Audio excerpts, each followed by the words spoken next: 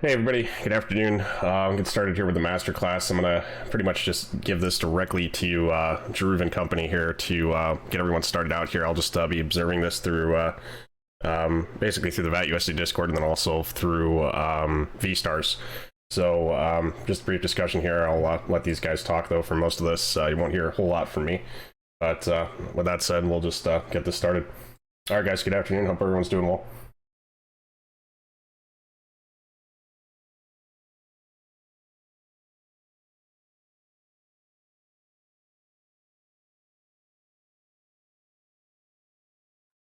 Um, but it's real traffic. There's a lot in there that can be used to teach this class. And yeah, anyway, going into the purpose of the masterclass, kind of we're putting this together because final at an FNO or at any busy event is just so important.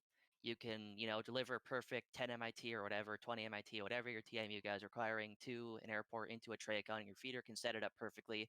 But it all falls apart when the final can't pack the final. You've got, 8 MIT on your final with like one runway, or, you're running duels with like 10 MIT on each runway. You're not packing the airport to, you know, what can be realistically expected on VATSIM.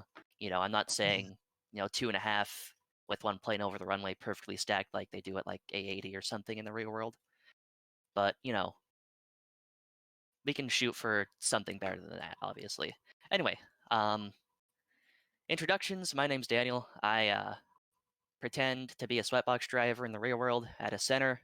If it's any consolation, the tools that the government has for their equivalent of sweatbox are not much better than the ones we have available on VATSIM. Moving down the list, Mr. Bright. Hello, I'm with T at Minneapolis. I also work at Atlanta Center. In the real world, I'll be running the north side of the final, which is what we're kind of going to base everything off of here. And I'll kick it to Dhruv. Yeah, currently the ATM at Minneapolis, also work at Minneapolis Center in real life. Currently halfway through training. Was in radar school and all this shut down, so this is really my only opportunity to talk to airplanes right now, or ever. Yay, that's it.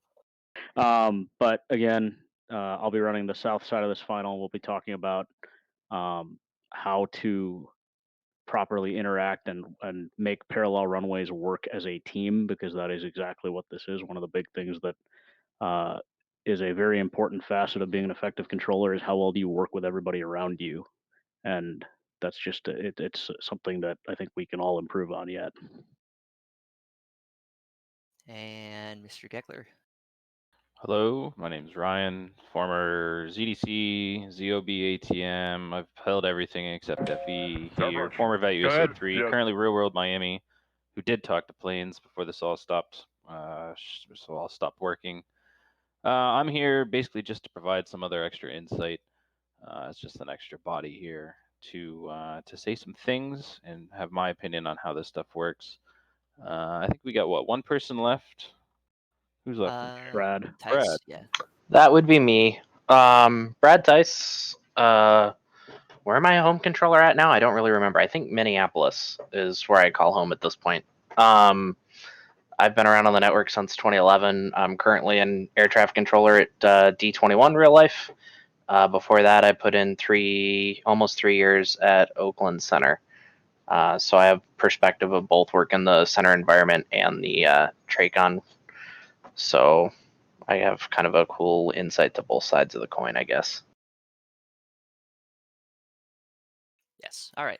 So I guess before we kick off the scenario here, we'll go over a few things. So, Brad, we'll get started with you in the slides. So, first one here is Tracon best practices.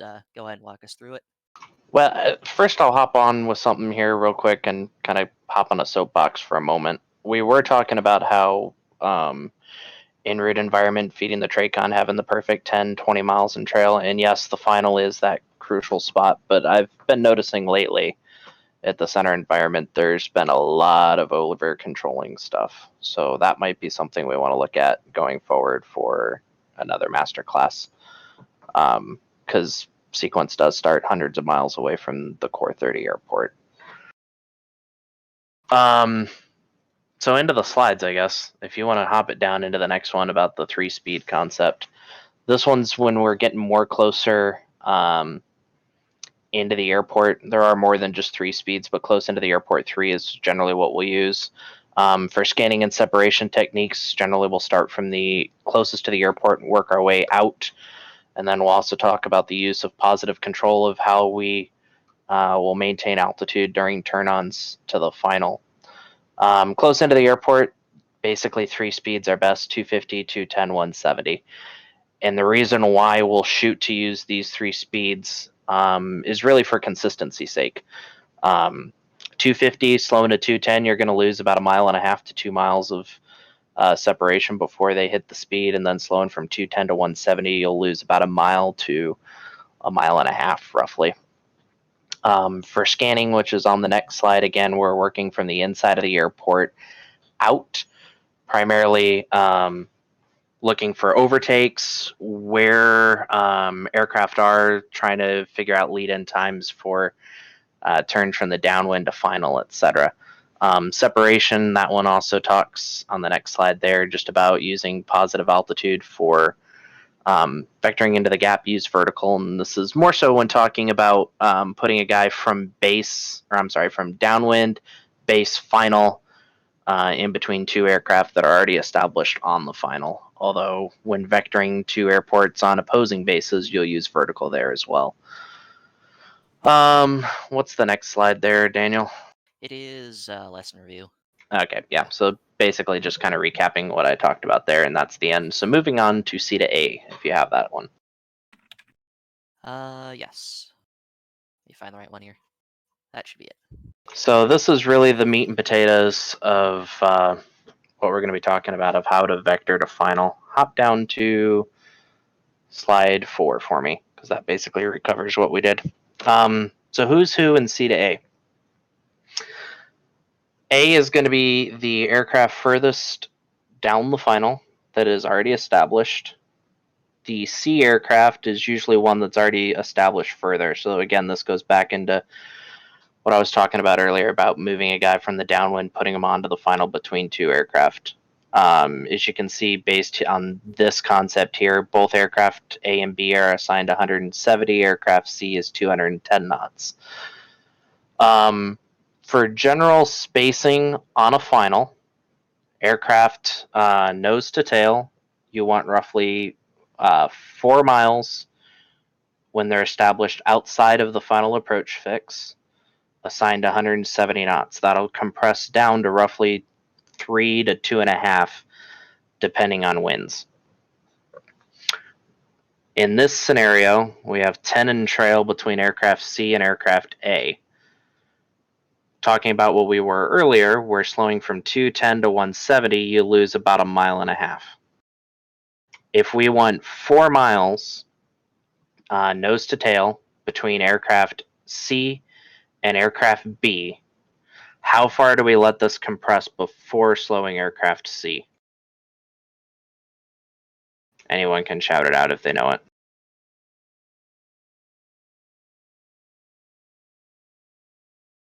Answer would be 9.5.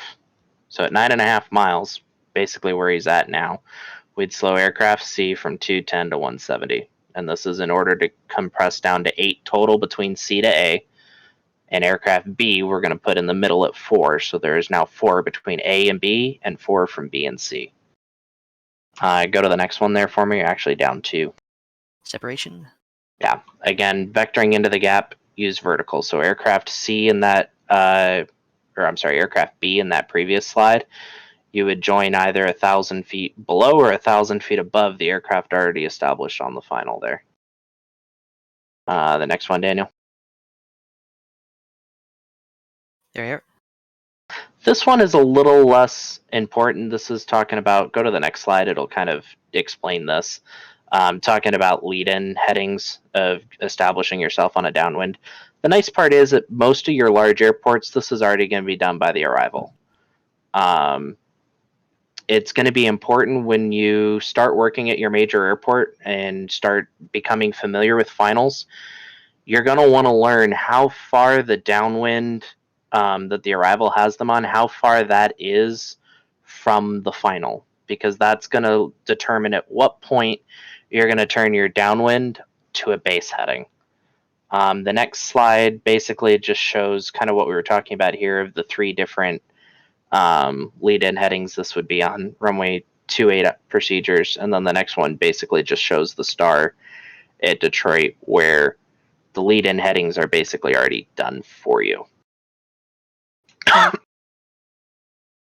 Sorry, Rona, I guess. Next one. Yeah, so I think that last slide basically talks about, all your RNAV arrivals are generally built to generate those tracks without you really having a vector to it, which is kind of one of the big advantages of all these Metroplex arrivals that we're getting now. Exactly, and just like this says, it's the downwind gets positioned between 4 to 5 miles from the localizer at most of the core 30 airports around the U.S. There are some that are a little closer, a little farther. And we'll talk about why that's so important here on the next slide. All right, so this particular aircraft, aircraft B, the downwind of this arrival establishes them on this knowledge. Say what?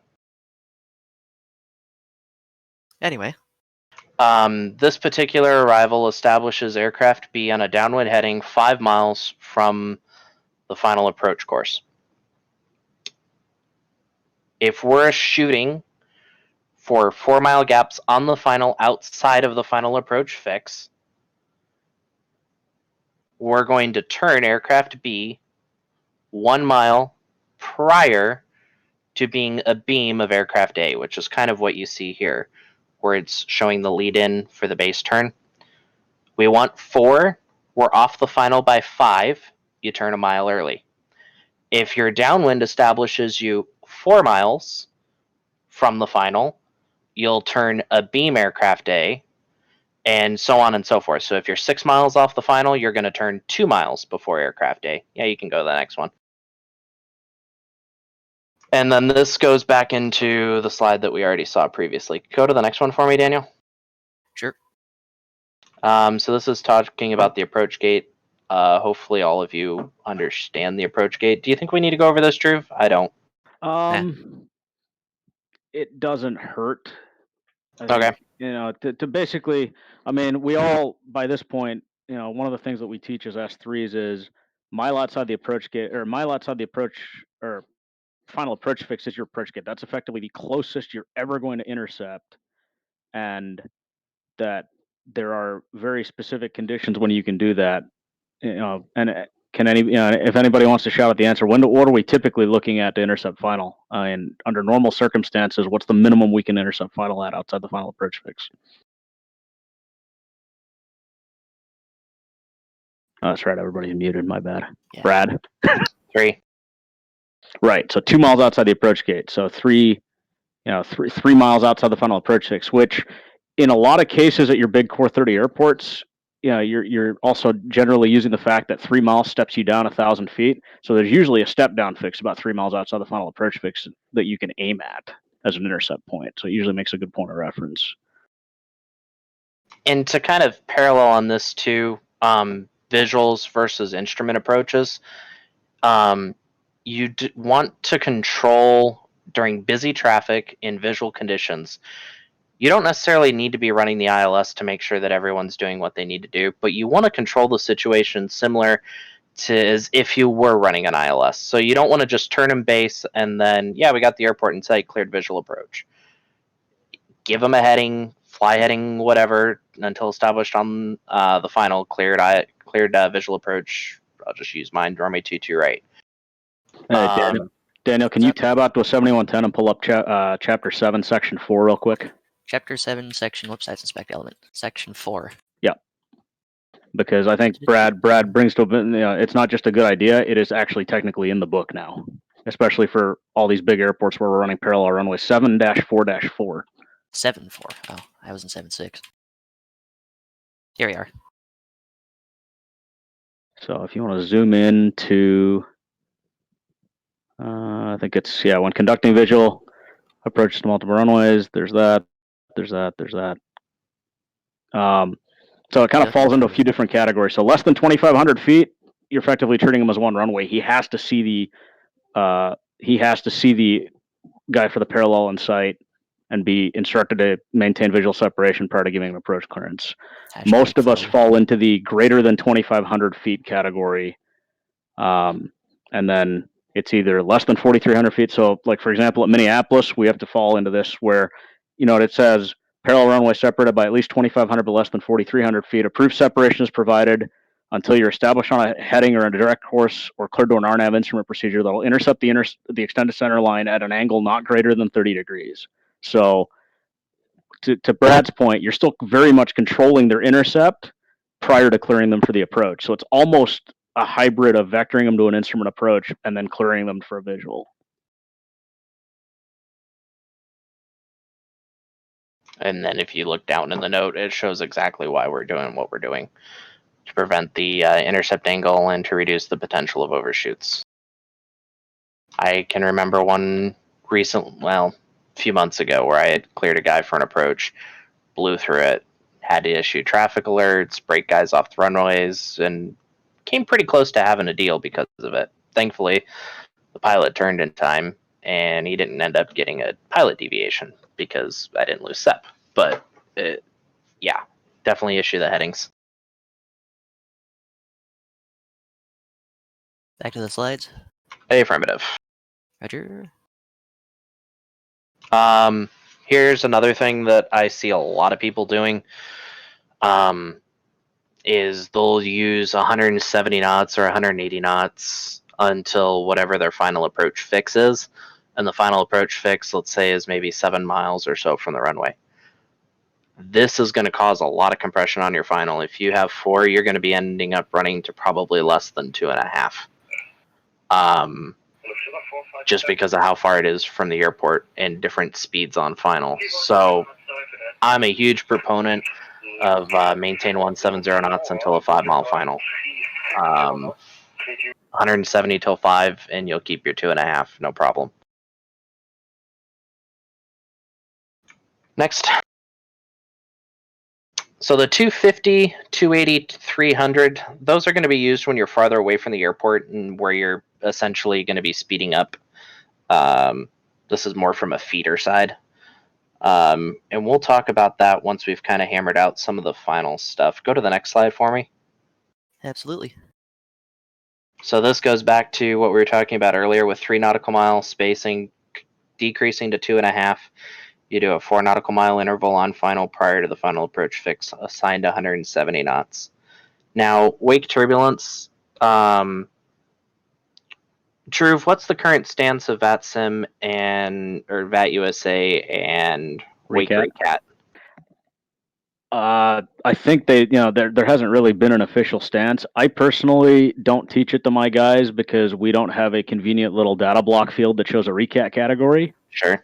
So I just tell my guys standard non-recat wake turbulence. So, shoot for 5 behind the heavy and you can't go wrong. Okay. Yep. So essentially whatever your spacing is for wake turbulence, add 2 miles. So if you need 5 behind a heavy, you're shooting for 7 on the final. If you're behind a super and you need 8, you're shooting for 10 behind, which really is a large gap, and it feels wrong having that big of a gap, but it's what's got to happen. It sucks. Next one for me, please. Yes, sir. Can I throw one more thing in there on that last concept? It's also important to note that the whole 3 miles at touchdown or 2.5 miles at touchdown, that's typically only going to be on runways that are exclusively being used for arrivals. Correct. Yes. So, for example, like the Minneapolis scenario you guys are going to see yet, these are both, we don't have the benefit of 2 sets of parallels, so our runways get used interchangeably, arrivals and departures. So really at a place that's arrivals, departures, if you want to give your tower controller a chance to push out departures, if you run a 3-mile on trail final, your tower controller is going to be ready to kill you by the end of the event. Actually, he probably will have killed you by the end of the event. He'll have, yeah. So what you'll see during the scenario that we run is more of a 6 compressing to 5 at touchdown or a 7 compressing to 6 at touchdown in order to gap for departures. And this comes back to knowing your own airspace and your own flow at the airport that you're working. Exactly. If your runway doesn't have high speeds, 2.5 isn't going to work. In fact, 2.5 is not legal if your runway doesn't have high speeds. You would have to go to 3. Yeah, and that's also important to note. The 2.5 mile spacing is also only within 10 miles of the runway, correct? Correct. Yep. Yes. Next slide for me. I think is basically just a repeat of the previous slides. Hop down again. Do you guys want to add in there the utilization of same runway sep with the 2.5? Say that again, Austin. Do you want to talk about same runway separation as well with the 2.5 compressed final? Are you talking about from like the tower side? Yeah. Do you think that would really be much to talk about here or no? I guess that is a fair point. I guess some towers or local controllers, I should say, rather, can get a little squeamish with 2.5 in trail. As far as issuing go-arounds, the same runway separation states that you have to have, with turbojets that we're going to be dealing with primarily at our airports, the aircraft has to be clear of the runway prior to the aircraft crossing the landing threshold. The key word there being crossing the landing threshold, not on a mile and a half final, which I've seen happen. So don't be sending people around willy-nilly. It's quite ridiculous. Yeah. Pilots that hit minimums and go around because there's still a plane on the runway. That would have been clear if they were over the numbers. Right. Well, the other thing there also is that this is VATSIM. Guys don't always do a expeditious job of clearing the runway. So if I'm working local during an event and I know I've got a guy 2.5 miles in trail, I'm telling the front guy, hey, plan minimum time on the runway, traffic 2.5 miles in trail or traffic 3 miles in trail. Just part of it comes down to expectation management on the part of the pilots too. And then I'm probably telling the back guy, just to prevent it, hey, separation exists, still clear to land. Yeah. I mean, working local at San Francisco for multiple events, I mean, I'd see people on a mile final when I launch a guy off the ones. He's through the 2.8s. The guy's on a mile final, and they go around on their own. It's ridiculous. It's frustrating. It's something that you have to deal with. And to Dhruv's point, it is helpful to paint a picture for pilots. Be on the same page. Don't be over wordy and send yourself down the crapper from trying to explain things too much, but still try to be clear and get the point across of what's going to be happening. So when vectoring aircraft onto a final, can you go to the next page for me? Yeah. We're doing it based off of aircraft that are what we call fixed. So they are established on the final and on speed for what we're targeting. So if our target speed is 170 knots, I'm not going to use a guy that's established on the final doing 160. I'm going to go to the next guy that's established on the final doing 170. And for note, this isn't indicated. This isn't ground speed. That's the readout on radar. This is the airspeed that we have assigned.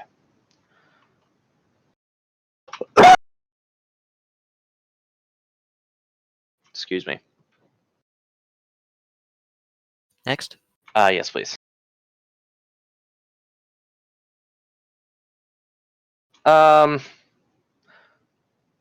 This isn't so much important to VATSIM per se. Well, yeah, I guess it kind of is. I think it comes down to don't waste mileage early on when you don't. Exactly. Yes. That is the complete concept of this, and the thought process behind the initial, middle, and end is in the initial part of the rush, we're keeping aircraft fast. We're not slowing back down to the 210, whatever, way away from the airport. Maybe we're deleting speeds on the arrival, telling them, hey, maintain 250 knots. We're trying to get them to the airport and on the ground as fast as we possibly can. So we're not doing all of these set 210 on the downwind, 170 on the final. You can kind of get away from some of that and get the airplanes there as fast as possible. The middle phase is when you're going to start pulling things back. The traffic's increased. Now we're going to start going back to basically the set procedures that we have for that airport of doing the 210 on the downwind, slowing to 170, turning final. And then the end of the rush is like the initial, you're coming out of that and you can start speeding things back up. Next slide for me. And it's Yeah. important to note there that you might not be assigning speeds. It may be, if you don't want him necessarily slowing down as you're starting to build up, the number one or number two airplane, the first couple in the lead of the pack may be told instead of 210, you might say 210 or greater, and then you give them the approach clearance, and instead of 170 to 5 miles with the final approach fix, it might be maintained 170 or greater, just so that you're putting a floor on it, but you're also giving the pilot the opportunity to slow. Yeah, and one thing that I've noticed just flying on the network on a day-to-day thing, not during events, is that people still like to run people out to like the 5,000 or 6,000 foot fixes because, at any airport with like duals or triples, just because, that's what the SOP says to do. And if you've got nobody else in the final box, there's no point in running people out 20 miles. Absolutely. Yeah, I mean, visual approaches and conventional wisdom is aim for anywhere between an 8 to 10 mile final on visuals and anywhere between a 12 to 15 mile final on instrument approaches if there's no other traffic. Brad, you can correct me if that's incorrect. Yeah, for the most part, and that would be in like less traffic situations. Right. More traffic. I mean, like trips here at Metro, you got to run out to about a 20, 25 mile final minimum. Right, but that's because there's altitude constraints involved with exactly. that.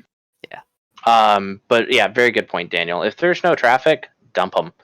If a guy says he has the airport in sight and there's no traffic, clear him for the visual and see what happens. I mean, seriously, like it's not rocket science. Especially in these days with the corona and whatnot going on. Being at work, the Delta, Southwest, Spirit, I mean, I've seen them tighten it up on like 3 and 5 mile left bases. It's been awesome. Yep. It's great. The other thing to note then, though, is dump them, but other kind of common errors we see a lot is dump them, but keep them in your Bravo, please. Yes. Yeah, that too. And we'll kind of go over that concept as it applies to Minneapolis, probably at some point during the scenario. Just setting up separation. Anyway, wind. This one is very hard to teach from a PowerPoint. It takes practice and actually doing it, which doesn't really help you so much, but essentially run some airplanes, see what compression is doing. If 4 is getting you only 2 in trail, then bump it back out to 4.5, 5. And then you basically have your spacing now. And it's all about trial and error. Okay, this one compressed a little too far. Halfway through your event, you start realizing that you have 3.5 miles at touchdown. Then start closing it back up. Drew, would it be best to show like techniques of where on the final to turn aircraft from base to final based off of your scenario that you're going to be running? Yeah, we can do that. I mean, we can kind of teach a couple of the techniques. Obviously, the 1/10 of the indicated ground speed, or as I'm getting more and more fond of, the 30-second PTL. 30-second PTL is so good. Yeah. Another thing, just speaking of wind, is it also can affect what altitudes you should be turning on at. So at Minneapolis, for example, for our deep freeze event back in January, it's been long. We ended up flipping around our low and high side. Traditionally at Minneapolis, the south side, 12 right, 30 left is the high side. So we turn on at 5 usually. And then the north runway, 12 left, 30 right, is the 4,000 foot runway. But for example, if the wind is heavy out of the north and you're feeling it, just in the final box, what you can do is you can flip it around. So the south side becomes the low side, and that gives planes coming off the downwind turning base extra time to dive down to 4 to get below guys joining the final at 5, instead of having to scramble to get people down to 4 on the north side with the wind at their backs. Basically, giving them just extra time to get to that altitude. And this is kind of, I think, leads in a little bit to talk about back slightly to speed control. And that is, when you're in situations like that, you do not want to be turning from downwind to base above 210 knots. You will blow through that final faster than you'll believe, and you're going to be running up the butt of the guy you already have on final. From downwind to base should not be any faster than 210 knots. Ideally, you're more like already slowing to 170, although not all necessarily required. and there's a lot of polarizing opinions on this. Minneapolis, for one, loves them some 190 as an in-between speed. Yes. I love it. I'm same here at Detroit. 190 is used a ton. It's a very versatile speed because it's still fast enough that you can use it to close a gap, but it's slow enough that you have some control over the turns. Whether or not it gets used a lot, I mean, like for example, you talk to the guys at Chicago, they're a 3-speed airport, 250, 210, 180. They will not deviate from that. 170, I think, isn't it? Yeah, 180 or 170. I think they've kind of, I think conventionally, I think they've gone to more of a 170. But O'Hare also likes to run a 2-mile and trail final with we got a waiver for that. You guys should show the M98 guy to speed control. Yeah, where is that? Yeah, Daniel, you got that? You got that link? Because I might have it saved on my hard drive, but also I'd have to go through like thousands of pictures of trains to find it. To Actually, I could probably the grab it Dhruv from point, TeamSpeak. though, somewhere like A80 is kind of more of like a 4-speed, 250, 230, 210, 180. Let's see here. But yeah, it's the 170 is not necessarily a hard and fast rule. Just know that the faster you are on final to either 5 miles or to the final approach fix, depending on what's out there. Yeah, no kidding. Yeah, that is from an actual debrief at Minneapolis Tracon. Yep, exactly. Yeah. Where'd you put it? It's on the stream at the moment. Oh, so there we go. So and that literally goes back to everything Brad's been talking about. 210, you're still getting the sequence in place. It's starting to come together. 190, you need to start slowing down. You're closing it up. 170, we're locked in, like you said. And then if you need slower than that because you turned the guy a little early, you turned the guy a little late, things like that, it is doable.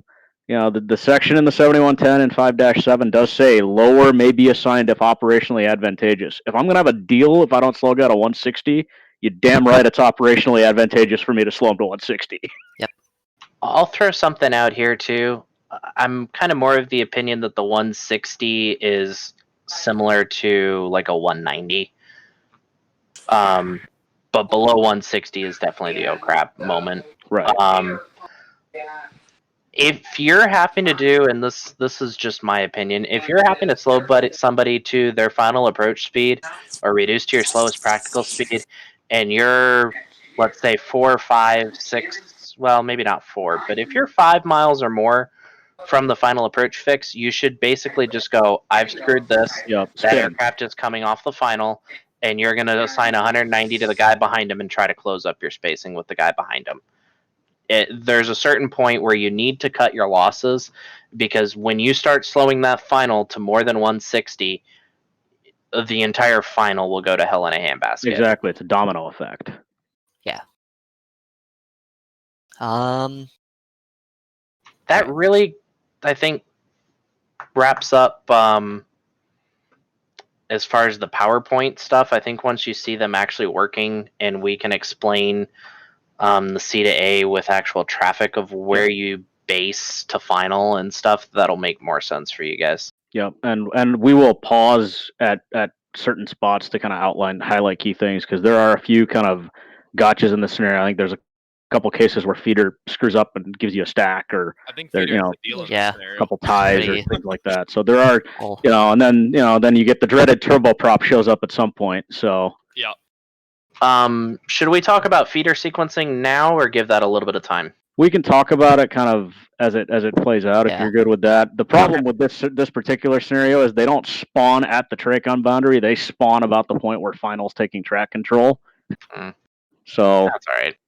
But we can kind of talk about, this is what a feed looks like. For instrument approaches, the general thing is you want to, as a feeder controller, you have all the space, you have all the tools. You want to generally set up guys to a point where you're feeding your final controller, 7 to 9 miles in trail, depending on what your constraints are on the instrument approach. So that, if you're feeding the final guy 2 streams at 5 miles in trail, you're really not giving him anything to work with. No, you're not giving them anything to work with. You're literally sending them down the crapper. It's not maybe. So this kind of goes back to the whole 4 miles on the final, if that's what they're running, 4 to 5. If you're giving them 2 streams of airplanes, aka bases and downwinds, which is usually what most airports are set up for, you can't be giving 4 on each feed. You have to be giving at least 8 per feed. So downwinds are spaced 8 miles in trail, and bases are spaced 8 miles in trail, because he's got to take that 8 and turn it to 4 in trail on the final. And this comes down basically to the domino effect of everything. It's if your center controller feeds your feeder a stack that they can't sort out in time, it's going to fall into the finals lap where they now have to fix it. So everything that goes on, each piece will play a role down the line. So if you're a center controller and you're not delivering 10, 15, 20 in trail, it's only going to get worse. So Right. all Yep. about And that's where we're talking about. This all starts with the final controller holding up their job and keeping the final packed when you get busy. Because if the final controller is taking longer to get airplanes out of the final box, basically onto the ground, if you're not getting them on the ground quick enough, it backs up feeder, it backs up center, it backs up the tier 1 center. It just creates this cascading problem up the road. So Yeah. I think we're talking about keeping your airport and holds and everything else. So all the fun. So anyway, before you get started on this, can I touch on something real quick? Yeah, go for it. This comes down to, again, knowing your facility. If you look on the final here at Minneapolis, they have hashes and spaces on the final. Yeah. Each hash represents a mile, and each space represents a mile. So they're strategically spaced out, although it looks like you have one kind of near the airport where it's got a bigger gap inside the final. Yeah. Well, I think that the final terminates at the 2 mile cutoff because Tower uses the same map. That's their 2 mile cutoff. Gotcha. For a launch. I gotcha. But outside of that, because you can see where the final approach fix is, you're going to be joining outside of that. So outside of that, hashes are a mile, spaces are a mile. And this is how we can judge how far an aircraft is down the final in order to turn base to final or downwind to base. And then we'll also show some techniques of how you can use J-balls, although that can get messy quick. Plan on going through some of the V-Stars tools. Yeah, Daniel, can you brighten up the map and the rings? Oh yeah, sorry. Do you guys, if anybody needs the font size bumped up too, then I can do that as well. The other thing that's very invaluable that I don't see being used enough is your range rings aren't just there to look pretty; they're a tool. If I know that if I've got about an airplane every range ring, that's a 5 mile and trail final that'll compress to about 4. So really, I'm shooting for about, I'm shooting for a little more than a range ring between airplanes. If I want 5 at touchdown. All right, so I guess we'll move into the airspace. So this is Minneapolis approach, M98, the great Minneapolis Tracon. A few things to go over before we actually start running the scenario. This is Minneapolis Airport right here in the middle of the range rings. The scenario, like we were saying, was Thanksgiving Day, 2018, just all the real traffic from that. We'll be showing you the north final approach position, or N, which is these data blocks. And I'll go to the airspace here. So, let's see here. This is the 1217 configuration final box, so you can see within the 10-mile ring, the final owns from 7,000 to 6,000. In this little area, within about the 6,000 foot fix, the final owns down to the ground from 7,000, and then pretty much from there on out, it's either 2 shelves at 6,000, or between 7 and 4 or 7 and 5 way out far. As far as the approach chart goes, here's what we have to work with. So there's the 3,000 foot fix, Washi, Hamel is 4,000, Allergen 5,000, then You Betcha and CJ for the 6 and 7,000 foot fixes. And I'll show you those on the video maps too. So we got Weza, Hamel, Allergen, and then 6-7 here at the 20-mile ring, I think. Yeah, so the outer marker symbols are 3, and then every tick outside of those goes up 1,000 feet. It's also important to note that you see that outside that area where final owns down to the ground, they only own down to 4,000. That conveniently fits with the fact that the Bravo only goes down to 4,000 in the final box. All right, yeah. Just need to play with the brightness a little bit here for a second. There you go. Okay. Yeah. So I'm going to go John Madden here for a second and draw this out. So you got your 3,000 foot, 4, 5, 6, 7. And then these two ticked kind of lines here are 30-degree intercept lines. I'll kind of draw it out here. These dashed lines here and here are your intercept lines. So this one here you can see is at the 5,000 foot fix. That, like I was saying earlier, is where we typically are joining the final. Because the high side has to join at 5,000. If you're running simultaneous approaches at mini, you usually have to join around this fix. So there's a 30-degree intercept line there, and then there's a 30-degree line at the final approach fix itself, the 3,000 foot fix. And then these long dashed lines here are your 3-mile fixes from the adjacent final approach course. So this is 3 miles. Very good art there. That's something to key on. So then you can look at that. That's per SOP.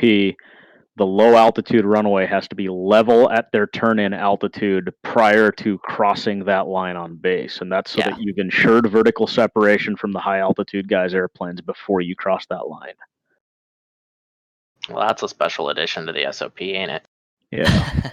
Yeah, separation is in the SOP. Glad we don't have that in ours.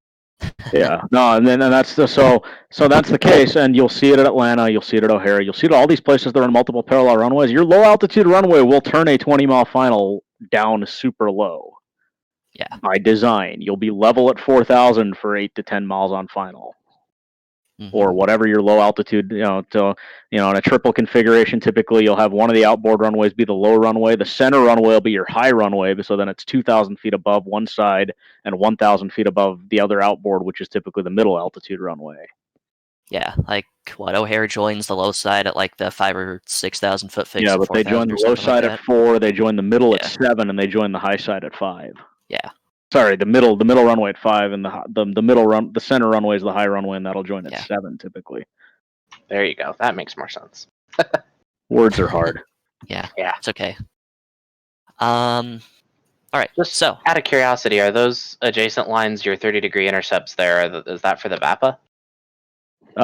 Is that for what? The visual approach. Yeah, that's visual approaches. So basically, the way they typically use them more is if they're inside of that 30-degree line, they can clear direct the FAF and clear for the visual, or clear direct the IF and clear for the visual. If they're inside of that, that's just ensuring that if I clear the guy direct the FAF or I turn him in from there, it's less than a 30-degree intercept to final. All right, makes sense. Yeah. So anyway, moving into the scenario as I was saying. It's the 12-1-7 configuration, arriving 1-2 left, 1-2 right, departing 1-2 left, 1-2 right, and 1-7. It's IMC, and yeah, basically you're stuck to using ILS approaches, and yeah. Anyway. So things to take away from this: the descend vias spit the downwind guys out at 8 and 230 knots. Yeah, I'll pull it up here as well. You can see there. So there's the arrival. That's what the arrivals do. So getting back to the whole, what Brad was saying about lead-in headings, you can kind of see the arrivals are built to generate those. Yep. So yeah, the bases shoot them out 7 and 210. The downs will shoot them out at 8 230. And then I'll pull up the Bravo map here as well, so you can kind of get a feel for what Minneapolis's Bravo looks like. Actually, I should probably not get rid of that. So you can see out to about the very end of the final box. Actually, let me shut down the range rings for just a sec here.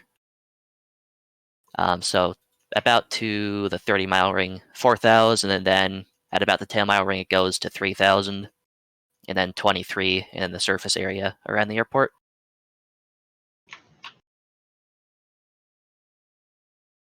Yeah, so anyway, we'll, I guess, get this started. If Lance, Gecko, Bright, you guys all good? Yep. Hello, I am North Approach Pseudopilot. Yep. All right. So for the purpose of the scenario, we'll start with he's got a delta level at 6,000. Final would have already given that descent, so you can assume that first delta with 12 left is already on his frequency. So the first airplane to call him will likely be Skywest 7414, still descending via the arrival, and then I've got my guys on the south side. We ready to run? All right. Yep, whenever you're ready. Count it down. 3, 2, 1, begin. Approach Sky 7414, 9,300, descending via the arrival. Sky 7414, Minneapolis approach, descend and maintain 6,000. 6,000, Sky 7414. Delta 793, descend and maintain 4,000. 4,000, Delta 793.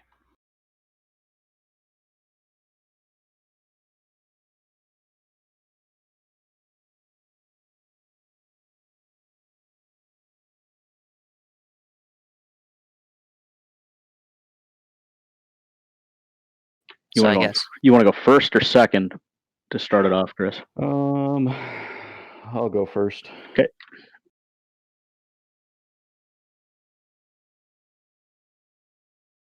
Also, we'll be getting into the concept of talking to your other final controller here, which is a key part of a key part of working any split final or dependent final or whatever.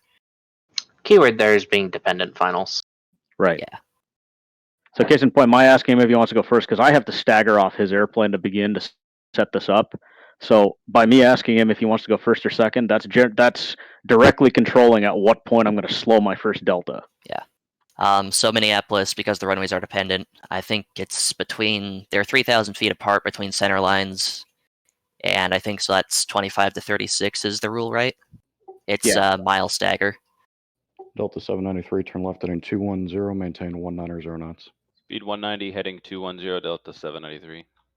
So this is going back to where we were saying if you have nobody in the final box yet, you can just start cramming them in early. So Delta 793 is probably going to join inside that 5,000 foot fix, but he's number 1, so it'll work out. Sky 7414, maintain 210 knots or greater. Sky 7414, 210 or better. Approach Delta 868, leaving 1,500, descending via the arrival.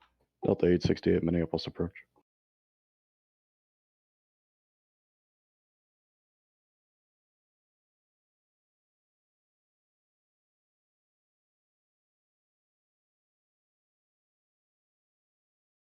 Pretty sure you guys would be a mile and a half, not a mile.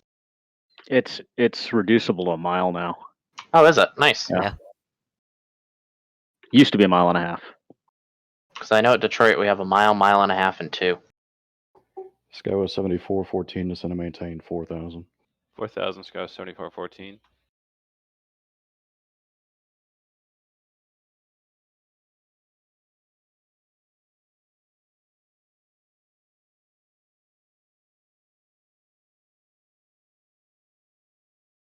Delta 868, maintain 250 knots. Speed 250, Delta 868.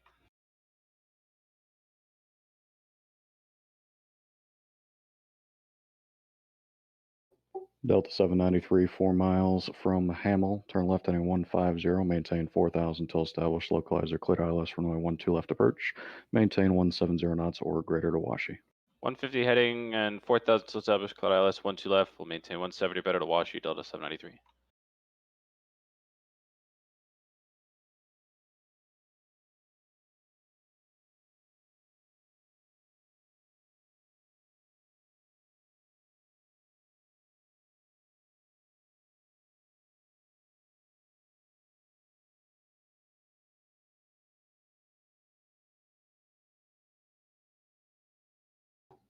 Delta 868, descend and maintain 6,000. 6,000, Delta 868.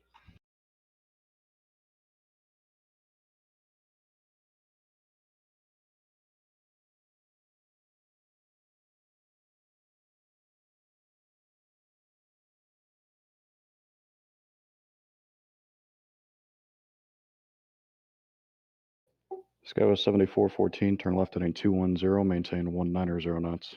190 on the speed, 210 on the heading, Skywest 7414.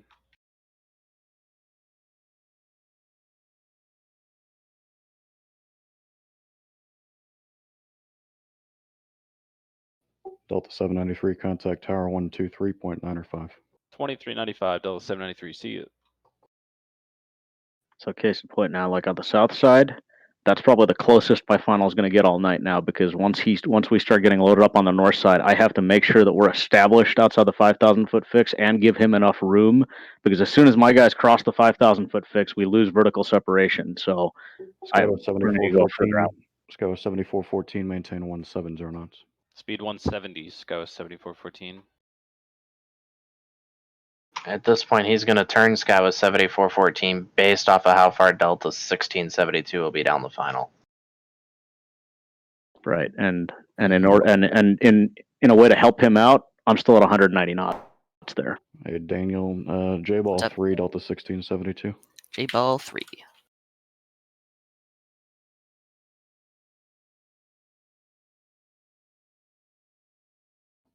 Sky was 3576, Minneapolis approach, descend and maintain 6000, maintain 210 knots. 6000, speed 210, Sky was 3576. Hello, approach Delta 551, 9200, descending via the Aravo. Sky was 7414 is 3 miles from Algin, turn left heading 150, maintain 4000 till established localizer clear house 12 left approach, maintain 170 knots to Washi. Heading 150, 4000 to establish clear ILS 12 left, and we'll maintain 170 to watch. Sky was 7414. Delta 551, Minneapolis approach, roger, descend and maintain 6000. Delta was 551 down to 6000. Delta 868, descend and maintain 4000. Delta 868, 4000. There was something key that he did there. He didn't answer Delta 551. He went straight to SkyWest to turn him on. That's key. Frequency management. Know who to talk to, when to talk to him. Delta 551, turn right heading 200 and maintain 210 knots. Speed of 210, heading 200, Delta 551. Hey, Bright. Yeah. What's your sequence? My sequence, Delta 868, Delta 551, Sky was 37 or 3576. And that's an important thing to remember is if at any point somebody asks you that question and you do not have an answer, then you have done something horribly wrong. Delta Or something has 551, gone. descend and maintain 5000. Delta 551 down to 5000.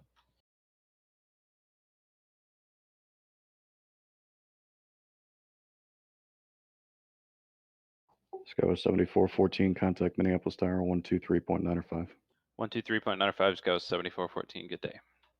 Delta 551, maintain 190 knots. Delta 551, slow to 190. Delta 868, maintain 210 knots. Speed 210, Delta 868. Sky was 3576, descend and maintain 5000. 5000, Sky was 3576. Delta 868, turn left heading 210. Heading 210, Delta 868.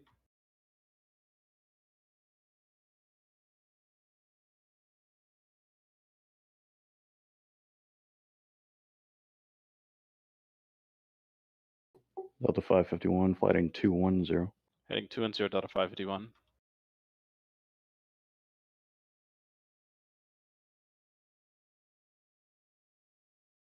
Sky was 3576, descend and maintain 4000. 4000, Sky was 3576.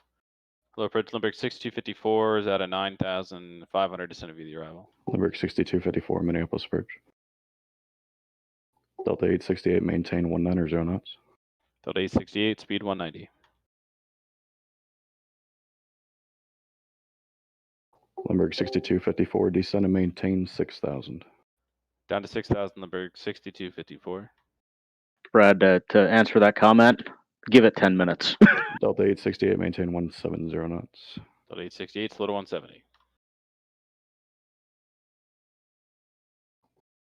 You want me to go first, Drew? With 868? Yeah, go. Delta 868, descend and maintain 3000, turn left heading 150. Left turn 150 down to 3000, Delta 868. Delta 551, descend and maintain 4000, turn left heading 150, intercept runway 12 left localizer. Left turn 150, join the 12 left localizer down to 4000, Delta 551. SN, point out. Yes. Delta 551, descending 4000. Approved, yes. You guys want to pause quickly and talk about what's happening with 3995 and 868? Pause. Yeah, we're paused. Sure. So, right, why did you drop Delta 868 down to 3? I dropped Delta 868 down to 3000 because Sky was 3995 is about 2 miles from beginning his descent. I need 1 mile in between those two, and right now, I don't exactly have it. Yeah, but So I'll by slow. designing them, I can speed my guy up a little bit more from the 170. Dhruv can slow his down to 160 or 170, and that'll gain our mile by the time By the time we lose vertical. Yeah, by the time SkyWest descends to 4,000, leaving 3,900, and then ideally it'll work out. The key there, though, is that Skywest 3995 will have to be issued a heading to join and an altitude to maintain not cleared. Right. Because if he's cleared, it doesn't matter whether there's 2,000 feet or not, or 1,000. Right. All right, all good. So, it may be one of those where he gets stepped down and cleared at 4,000 once I know that we have it. But yeah, that's the key thing there is we're taking the step to stay out in front and ensure vertical separation. Where's the 3,000 foot shelf for the Bravo? Because ideally, I think Delta 868 would have been like step down to 3 and turn sooner because SkyWest was already getting pushed out, and you could go 3 behind SkyWest 4493. Yeah. Yeah, It's at about that. It's just outside the 10-mile ring. Yeah. So. Yeah. Anyway, good. And then the other thing that he pointed out is that he was going to break the 3-mile buffer with Delta 551. So technically, he's just whether or not it's the explicit definition of a point out there. He's just telling me, hey, watch this guy. I'm not going to be below your traffic. Right. Which was which is key thing. So again, talk to your other final controller if there's 2 of you. Yeah, don't be muted and unreachable. That's the worst thing you can do. Yeah, mute. Yeah. That drives me nuts. Also, keep it in mind that you might not be all that busy working an event, but another guy in your channel is. So keep chit chat to a minimum. If you want to go chit chat with somebody, go to a different channel. Yeah. That irks me to no end during an event. Yeah. Or if people aren't respecting that, then you, as the busy controller, go to a different channel and you're reachable and unmuted. Yeah. And somebody needs to find you. So that's something I would encourage, honestly, management at facilities, though, is when you see something going on, if someone's busy and people are in that room just chatting it up, move them out. Yep. So, Chris, looking at this with where we got Delta 868, if you need to cut your losses right now, what's our plan? If I need to cut my losses, Delta 868 is going to left turn to 360, and he's going to stay at 3,000. I'm going to speed up. Well, I'm going to keep Delta 551 moving in, put the Delta 868 behind my SkyWest 3576, and then Lindbergh will follow Delta 868. Right. The consideration there being is you've already got a 12-mile gap between SkyWest and Lindbergh, so if we have to pull them off the final, it's not the end of the world. Yeah, and that's what I was going to, too, when I was asking Bright what his sequence was, is you should have some plan. It might not necessarily be the right plan, but the important thing is having a plan and executing it. If you're just kind of throwing planes at the localizer and hoping it sticks, then something has gone horribly wrong. Something to keep in mind with that, too, is also just like what Bright had, and that's plan B. If this doesn't work, where am I putting Delta? Yeah, because don't ever be afraid to take an approach clearance away. Yeah. You can just cut your losses, pull the guy out, and try again. It's not the greatest thing in the world, but it's a lot better than, a deal. Or letting somebody run behind him, up his butt, 1.5 miles at the runway, or something like that. Right, because, at some point, your tower controller is going to go, F that, send him around, and then you're talking to him again anyway. Yep. And then at that point, he's not in a spot that you planned for him, where if you broke him off now, you already have that gap. When he gets to the airport, who knows what the gaps are going to be coming down the feeder corridor. I don't know. Do we want to demo that? Sure. Let's go for it. All right, you guys ready to hit play? 3, 2, 1, let's go. Delta 868, turn left heading 360, vector for resequence. Left turn 360, Delta 868. Delta 551 is 4 miles from you betcha. Maintain 4,000 till established localizer cleared ILS. Runway 12 left approach. Maintain 170 knots or greater to Washi. 170 better to Washi. 4,000 till stops. Cleared ILS 12 left. Delta 551. Lindbergh 6254. Maintain 210 knots. Speed of 210. Lindbergh 6254. Approach Delta 2440. 10 descending with the arrival. Delta 2440 Minneapolis approach. It's VATSIM. Mistakes are going to happen. It's a matter of how quickly can we recover from them. Delta 868, increase speed, maintain 200 knots. I pick it back up to 200 knots, Delta 868. Sky was 37, Christian Sky was 3576, turn left heading 190. Left turn heading 190, Sky was 3576. 1489 didn't take the turn. I'm gonna wind him back in. Roger. Also, very much a thing on VATSA. You issue a base turn, guy reads it back, doesn't do it, and then you got to yell at him to make it do it again. They have to think about it before they do it, you know? Yeah, well, this guy's taking forever to think about it. Yeah. Delta 868, turn left heading 310. Left turning 310, Delta 868. Your Sky West is faster. Keep him fast. I'll go behind him. Approach Sky Sky 35. 9000, Senate 7. Sky was 3609, Minneapolis Birch, maintain 210 knots. Speed of 210, Sky was 3609. Sky was 3576, turn left heading 150, intercept runway 12 left localizer. Left turning 150, intercept the 12 left localizer, Sky was 3576. Limerick 6254, descend and maintain 4000. 4000, Limerick 6254.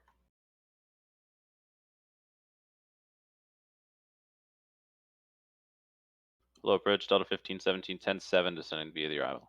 Delta 1517, Minneapolis Birch. Delta 2440, descend and maintain 6000, maintain 210 knots. 6000, speed 210, Delta 2440.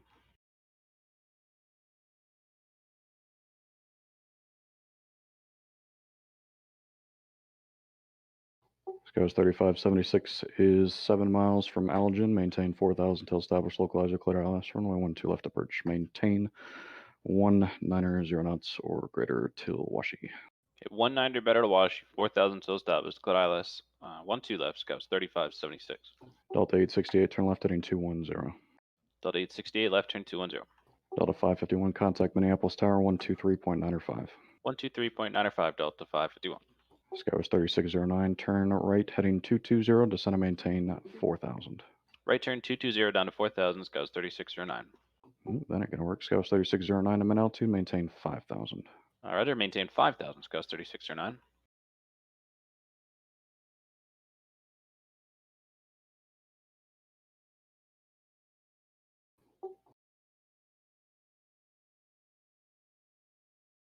Sky was 3609, maintain 190 knots.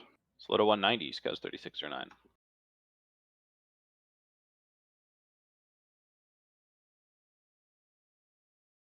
Delta 868, turn left heading 150, intercept runway 12 left localizer. Left turn heading 150, intercept 12 left at 868. I approach Sky was 3609. Just verify the heading of 220. Sky was 3609, affirmative, turn right heading 220. 220, Sky was 3609. Delta Lance. 24, Delta 2440, descend and maintain 4000. 4000, Delta 2440. Delta 868, 3 miles from Ubetcha, maintain 3000 till established localizer, clear ILS, runway 12 left approach, maintain 180 knots to Washi. 180 to Washi, 3000 till established, cleared ILS 12 left, Delta 868.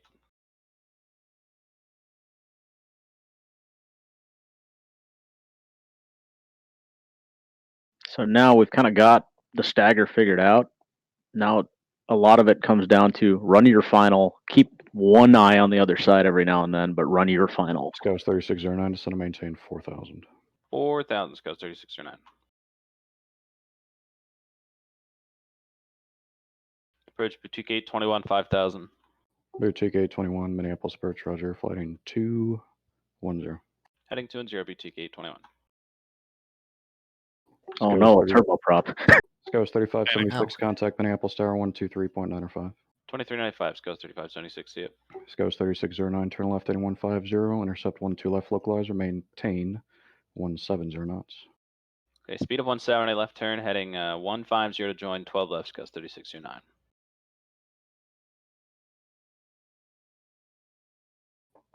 Limburg 6254, turn left heading 210, maintain 190 knots.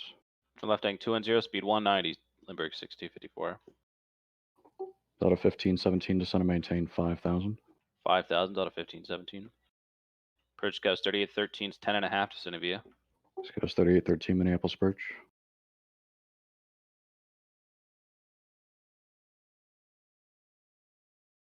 Delta 868, maintain 170 knots. Slow to 170, Delta 868.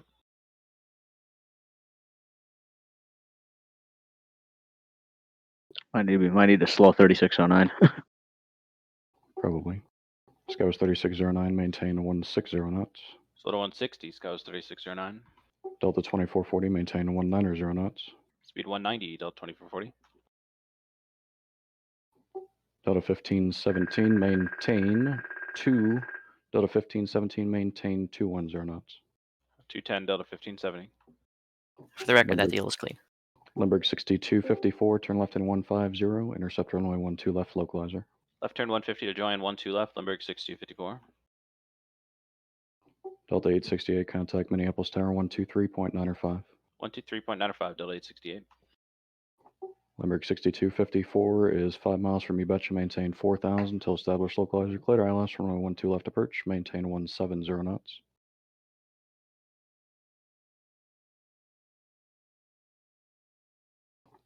Limburg 6254 is 4 miles from Ubecha, maintain 4,000 until established localizer. Clear ILS, 12 left approach, maintain 170 knots. Sorry, wrong button. 4,000 and 170 until established cross, 12 left, Limburg 6254. Skywas 3813, descend and maintain 6,000. Leaving 8 for 6, Skywas 3813. Delta 2440, turn left heading 200. Left turn 200, Delta 2440. Boutique 821, maintain 190 knots. Boutique 821, speed 190. Approach Delta 2152 is leaving 9.8, sending via. Delta 2152, Minneapolis approach. This Delta isn't taking anything. I put the heading in 3 times. Which one? 2440. Oh, hang on. There it goes.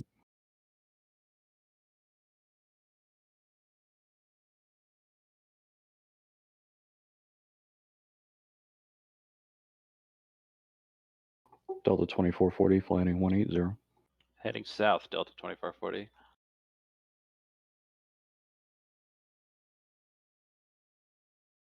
Boutique 821, maintain 170 knots. Slow to 170, Boutique 821. Skywas 3609, contact Minneapolis Tower 123.905. 2395, Skywas 3609. I'm splitting Delta and Boutique, right? Yes. Okay. Boutique 821, flighting 150, intercept runway 12 left, localizer. Boutique 821, heading 150, intercept 12 left. Delta 1517, maintain 190 knots.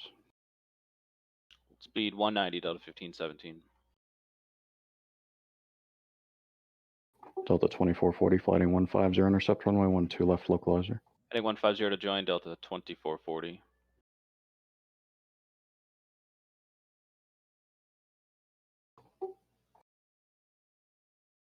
Limburg 6254, contact Minneapolis Tower 123.905. 123.95, Limburg 6254. Delta 1517, descend and maintain 4,000. Delta 1517, 4000. Skywas 3813, descend and maintain 4,000, maintain 210 knots. 210 knots down to 4000, Skywas 3813.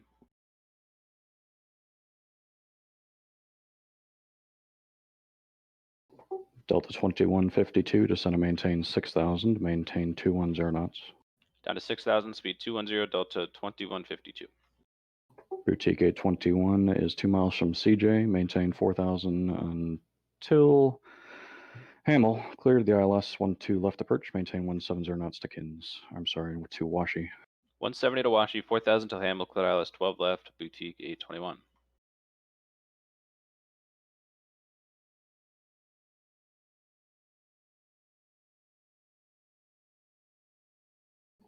Delta 2440 is 3 miles from Elgin. Maintain 4,000 till established localizer. Clear ILS 12 left approach. Maintain 190 knots. Speed of 194,000 till established. Clear ILS 12 left, Delta 2440. Well, missed my gap with the Delta. Delta 1517, turn left heading 210. Maintain 19 at Christian. Maintain 170 knots. Slow to 170, left turn heading 210, Delta 1517. Can we pause this for a second? Paused. So let's explain why first, because I think some people might get a little confused of what's clean with Delta 2440, 2921, and Boutique and how that's working. Okay. So Boutique and Delta 2440 are both assigned 170 knots to the final approach fix, which will hold. Boutique is going to go slower, obviously, on the final, once passing the final approach fix. So your 3 is going to roll out to even more behind the Delta 2490. And then you guys said it's a mile stagger, and Delta 2921 is splitting the 2. The key here with missing Delta 1517 on the downwind is now the south side can go ahead and take 2, maybe even 3 behind Boutique, and SkyWest will follow in behind. So this is all about situational awareness, understanding what the other guy has, what we're splitting, and then communicating to go, hey, I missed my turn with this guy. Go ahead and run. Yeah. And that was kind of when I asked, from what I was thinking on the other side is when I asked Chris, hey, am I splitting Delta 2440 and Boutique 821? As soon as he said that, I already had Delta 2921 going to a 30 heading. I immediately made it a 40 heading. Because I'm like, okay, I got to get in front of that Boutique. Which means that my base heading needed to be adjusted, and I needed to make the appropriate adjustments to kind of tighten up behind his Delta, knowing that he's going to slow Boutique because he needs his own spacing, and I can fill that gap. It looks, and this could just be the whole thing of Sweatbox and the way it joins a final. Yeah, but it looks like Delta 2440 isn't. They cheat. Yeah, because technically that intercept would be an illegal intercept. He'd have to be down to 3 for it to be legal. Yeah, they turn a lot. It's a weird thing in Sweatbox, but So right now, I missed my turn with Delta 1517. I have a couple options. I can either leave that gap, try and tighten up Delta 1517 to follow the Boutique, or what my primary plan is stuff SkyWest 3813 behind Boutique. Yeah, so here's your C2A moment. Exactly. By the way, I'd like to point out something, Daniel. If you want to zoom out, this is kind of where one of the throw the min sep tool up between that American and SkyWest 7452. Sure. Hey, feeder, don't do this. Yeah.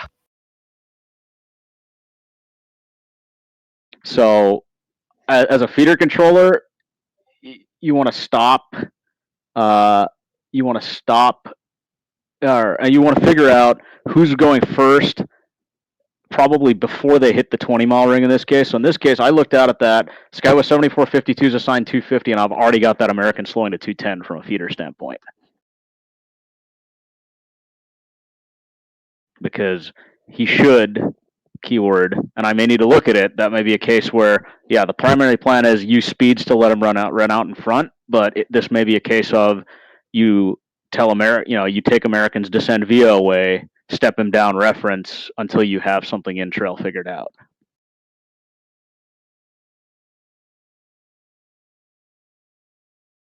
Wow, I can't type. Right, and Daniel makes a good point there that you measure out the time that American already has more miles to run. If you slow him, what is currently about a 4-mile or 5-mile gap turns into a little bit more. Or you slow him too much and then he nails the guy who's behind SkyWest 7452 and you just tied him up instead of giving him more space. True. This kind of might be a decent time to talk about the whole feeder spacing since you transitioned over to this. Yep. What's the mile gaps you're trying to shoot for same runway? It's between 7 and 9, really. For same runway? For same runway, about 7 to 8, combining the two. If we're combining those two streams there. No, not from a feeder perspective. On final, what are we shooting final? For? 6 compressing to 5.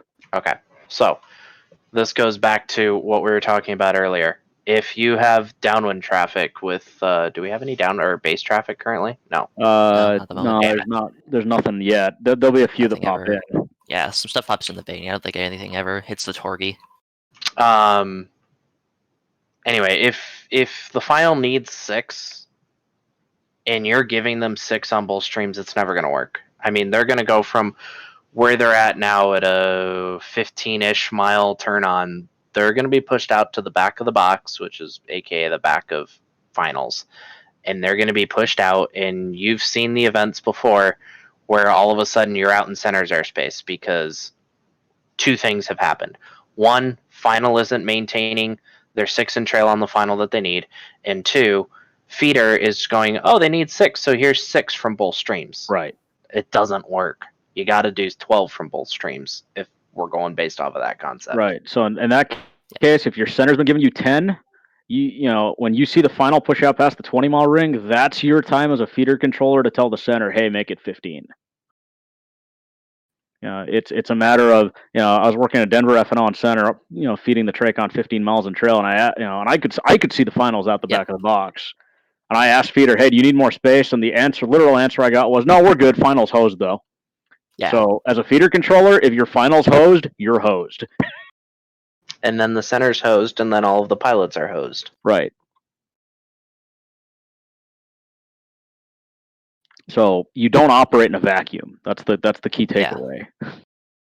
You are a team, and as a feeder, you're supposed to be setting up some kind of sequence to your final to follow. So even just based on gate demand, right now there's nobody coming in on the base to 1-2 left, so you can kind of let it rip on the feeder, right? Or on the downwind, right? In this situation, you're talking about with like Scouts 3782? Just, in general, since there's nothing coming in on the Baney or on the base right now, you can, put people, run based people off of closer where on the they're at downwind right now, stuff. you could do 250. But I mean, sometimes 210 is ideal just because it gets it into a manageable speed range. Yeah, I'm just saying in general, you can pack in the downwinds a little bit more, right? Just because there isn't demand on the base. And then once, you have people coming on the Bane again, that feeder should be building gaps on the downwind again as that demand rises for the final to hit with the Bane. If that makes sense. Just small behind a large, I assume we're going with 3.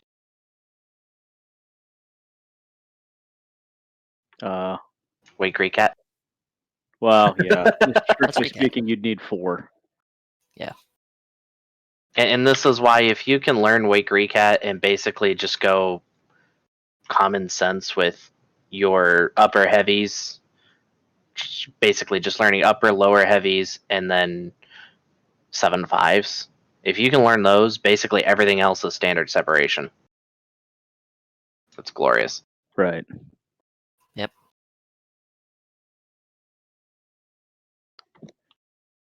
See, I don't have any letters in our data blocks. Is there a way to request? Is there a way to request talk power or just unmute? Does anyone have questions up until this point? Can have them post it in like general or something. Yeah. I don't know. Yeah, can we throw it in training general if you have questions? If you've disconnected and reconnected since the permission was removed, you should be able to talk. If you haven't done that, just post them in training general. Just to throw out, we do have another D21 controller in here, the Justin pilot down there. Oh, cool. He's certified feeder finals. I only have sats left. Nice. So to go to that point, Chris's idea of putting in Scouts 3813 and then following with Delta is exactly what he was saying you would do. Yeah, so you miss a turn, and it happens on the network a lot. Guys miss the base turn. It blows my mind how it takes guys 5 miles to make a 90-degree turn. Kalen, Wake Recat is it started out at a lot of the major cargo fields that were getting hit with having to do a ton of heavy to heavy wake turbulence, and they basically in conjunction with ICAO did some research and reevaluated what wake turbulence requirements actually need to be, and basically found that you could, in a lot of cases, be less restrictive with wake turbulence and make it more granular as to considering the type and basically reclassify. We're used to the 3 categories or the 4, I guess: small, large, heavy, super. They basically broke it into 6 or 7 categories that are a lot smaller divisions and let you kind of shave a half mile here, a mile here. Which really adds up. I mean, Yeah, it it's does. amazing how much closer you can run airplanes until Detroit had the new Wake Recat, which is what, version 2.0 or some Yes. version Are 2, you guys whatever it is. CWT now or whatever they're calling it? Consolidated Wake Creek. Yeah, exactly. We had to do extra spacing between aircraft that were VFR in the Bravo airspace and regular large. So Cessna 172 in the Bravo versus a 7.3, it had to have 1,000 feet vertical separation. And then once we fixed Recat, we could go back to the 500 feet. Okay. It was ridiculous. The 1.5 mile lateral still applies there, right? For 19,000 It did pounds not. or more. Oh, it doesn't apply then? We're back into it, yes, now. Okay. But under the Recat that we had, it was extra spacing there too. Okay. Nolan, to answer your question, the heavier speed control with the Boutique was to make space for the Limburg and the Delta. It's generally easier to slow down the props. They take less time. They can get there sooner. He was already far out. I'm just trying to build space. At this point, my plan is to reduce him to 160, keep the Delta 2440 faster. I still have the 190 speed on him. All I'm doing is just watching building space before I switch him to tower. I'm going to give him 170 knots. Yep. The other thing to watch out on my final is, Brad, we've kind of created the Delta Hub worst nightmare, 737-900 behind CRJ 200. Mm-hmm. It's no bueno. Yeah. And that comes down to, a lot of this comes down to know your aircraft performance characteristics. A 739 is going to be, his ref speed is probably anywhere between 15 and 20 knots faster than that RJ. At least. Yeah. So that may be one of those cases. That may be one of those cases where I'm assigning 160, knowing that if I give him 160, he'll slow maybe another 5 or 10 knots inside the marker if he slows at all. I was going to say, some of these 7.3s going in out of Detroit, I don't even hardly see him slow inside the marker. Right. To answer Joe's question about the stagger, on an event, if you have a dual purpose runway, so you're running arrivals and departures off the same one, it's the stagger. I think he's talking about, what are we shooting? You know, you have to keep the mile staggered basically to the ground.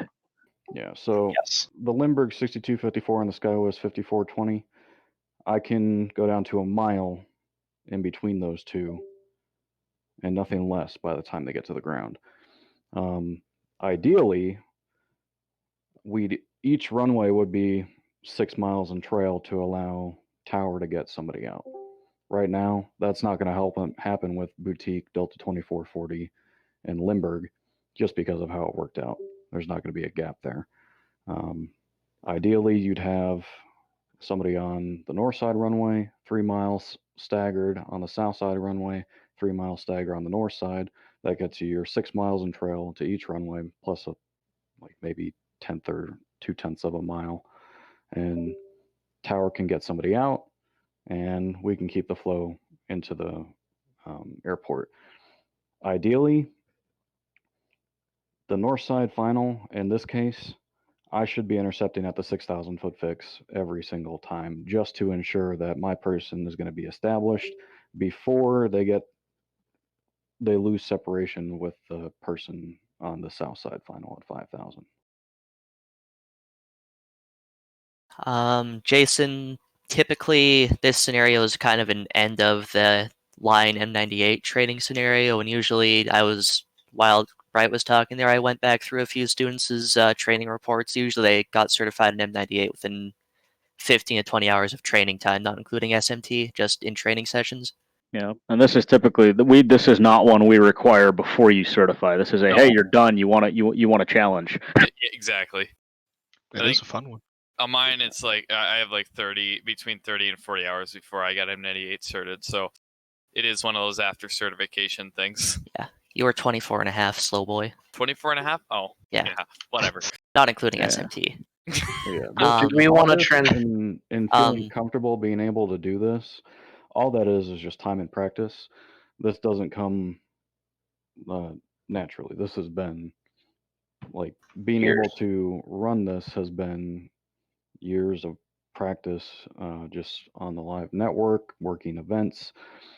Everybody learns at their own speed, and it just takes time. Like I train people at work in the center environment, and everybody picks it up and gets things to click a little bit faster.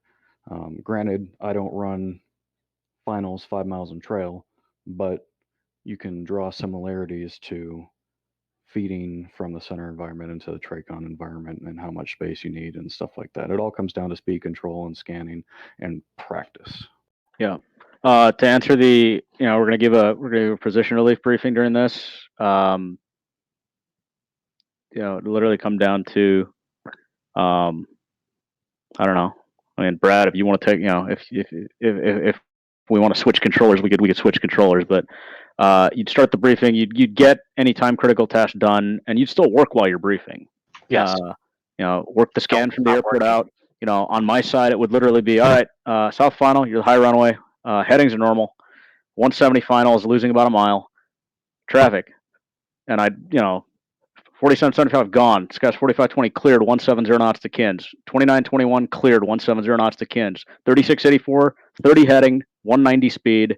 7433 210 1894 210 7452 American 1888 waiting to check on. Done. That's your briefing. Yep. Anyway, in the interest of time, I think we should probably get the scenario vote going again. But since we haven't really had a chance to touch on it yet, I'll take a second here to talk about inside-out scanning. So as you continue watching, as you continue listening to Bright talk here, I want you guys to kind of pay attention to the way that he's talking to planes. I want you to pay attention to the order. So you'll notice with an inside-out scan, it means scan from the airport out, up the sequence. So pay attention to the instructions that Bright giving. Kind of notice if they're going, up the line, so to say. So, from SkyWest to Lindbergh to Delta, Boutique, SkyWest again, 15, 17, and so on and so forth.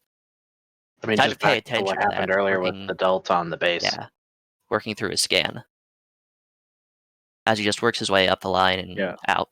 Yeah, that was. Anyway. I heard the guy check on, but I got bigger fish to fry right now. Yeah, it's not first come, first serve. We'll also need at some point to talk about independence as well. Yeah. Well, I mean. Yeah. Yeah, we want to do that real quick and then get going, or you want to keep this? I guess we can do it real quick. Yeah. Okay. The biggest thing with the independence, and actually really frees you up for what you're going to end up doing, is it doesn't matter where the other aircraft on that final is. You're not staggering off of anyone except for yourself. So all your spacing is done based off of your airplanes. Now, the key is the altitude issue that they have here remains the same.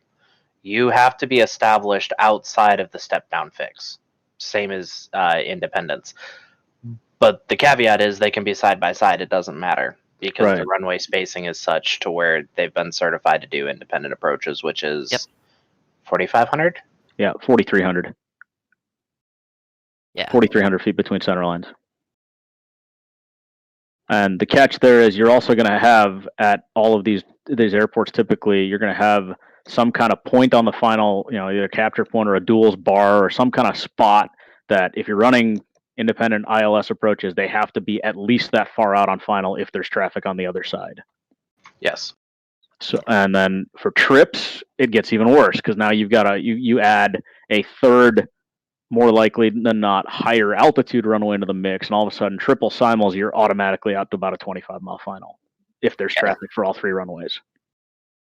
Yeah. Anyway, shall we continue? Sure. All right. Gecko, Bright, Lance, you guys all good? Yes. Yep. All right. 3, 2, 1, play. Boutique A21, maintain a 160 knots.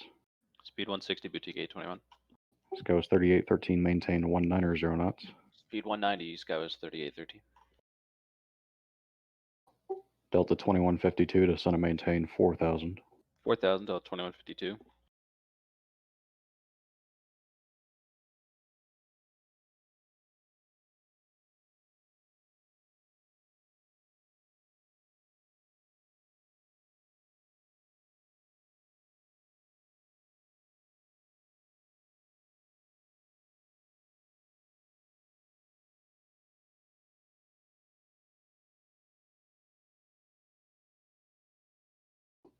Scouts 3813, turn left heading 210.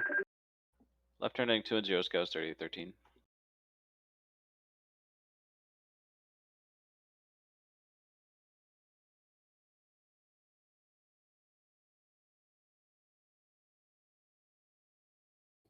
Delta 2440, maintain 170 knots. Contact Minneapolis Tower 123.905. Speed 170, 2395, Delta 2440, see ya. Delta 1517, turn left heading 150, intercept runway 12 left localizer. Left turning 150, join the 12 left localizer, Delta 1517. Sky was 3813, flighting 180. So 3813, heading 180.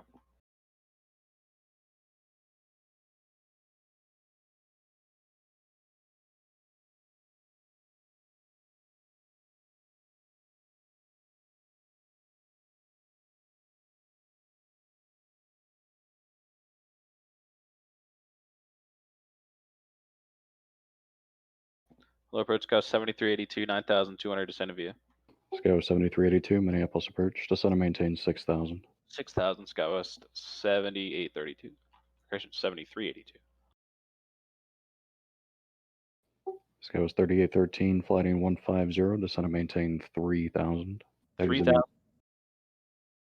Sky was 3813, legs at Class Bravo airspace, 305 miles. Roger, heading 150 and down to 3000, and you want us to join Sky 3813. Sky was 3813, affirmative, intercept runway 12 left localizer. Intercept 12 left localizer, Sky 3813.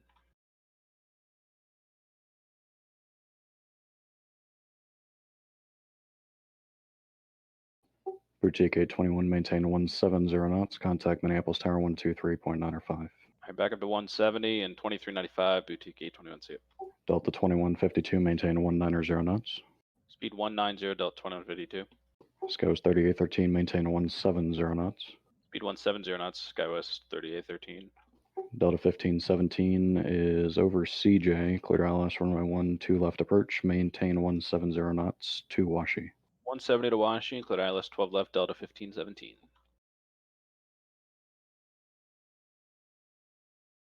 Skywas 3813 is 4 miles from Hamel, maintain 3000 till established localizer, clear ILS runway 12 left approach, maintain 170 knots to Washi. 170 knots to Washington, clear ILS 12 left, will maintain 3000 to establish, Ghost 3813. Delta 2152, turn left heading 180. Left turn heading 180, Delta 2052.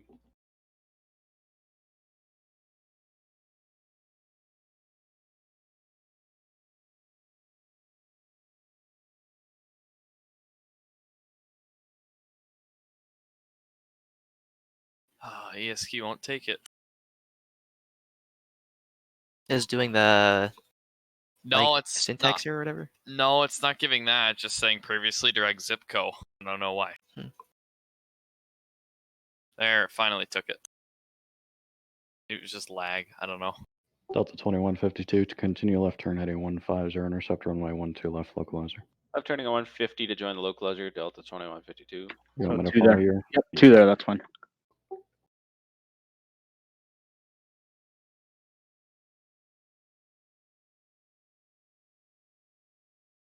Skywas 3782 to center maintain 4000, maintain 210 knots. Speed 210 down to 4000, Skywest 7382. Well, the Euroscope simulator is doing a really good job of being bad VATSA pilot. That's the third guy that not take Yeah. a base turn. It's just realistic. I don't know why. It's strange. Skywas 3813, contact Minneapolis Tower 123.905. 123.905, Skywest 3813.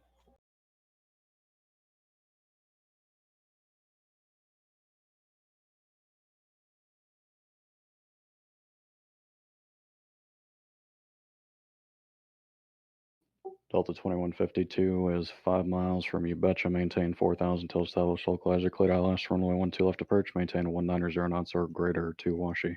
190 or better to Washi, 4000 till established, clear ILS, runway 12 left, Delta 2152. Delta 1997 to center maintain 4000, maintain 210 knots. 4000, speed 210, Delta 1997.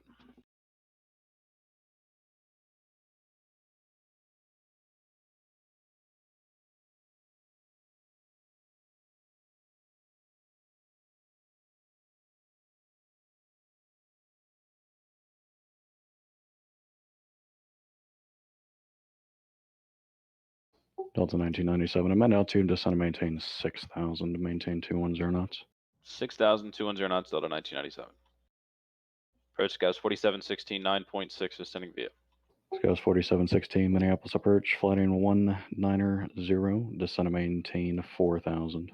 Heading 190 down to 4,000, Scouts 4716.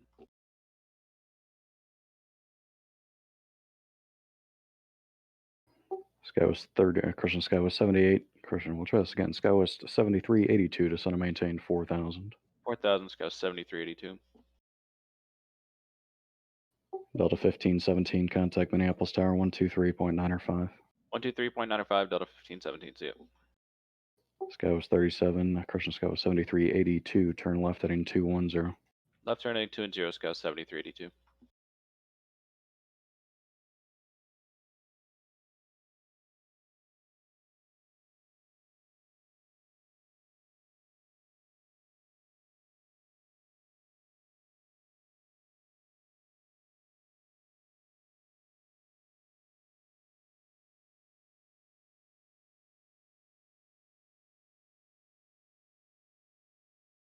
Skywest 7382, maintain 170 knots.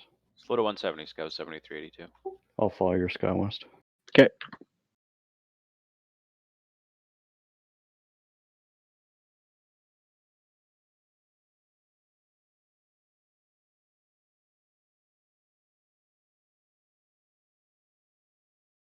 Low approach Delta 1650, 11 off at 8,000. Delta 1650, Minneapolis approach, descend and maintain 6,000, maintain 210 knots. 6,000, speed 210, Delta 1650. Scouts 4716, flighting 200. Heading 200, Scouts 4716. Delta 2152, maintain 170 knots, contact tower 123.905. 123.95, maintain 170 knots, Delta 2152.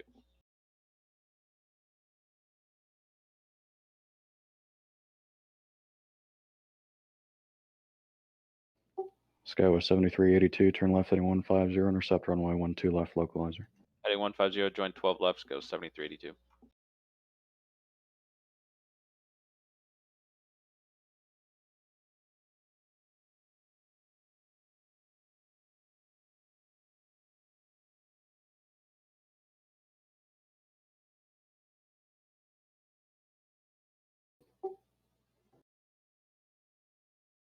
Scouts 4716, descend and maintain 4,000. Down to 4, Scouts 4716. Skywest 7382 is a mile from you betcha, maintain 4,000 till established localizer, cleared ILS, runway 12 left approach, maintain 170 knots to Washi. 170 to Washi and cleared ILS 12 left, Scouts 7382. Scouts 4716, maintain 170 knots. 170 knots, Scouts 4716.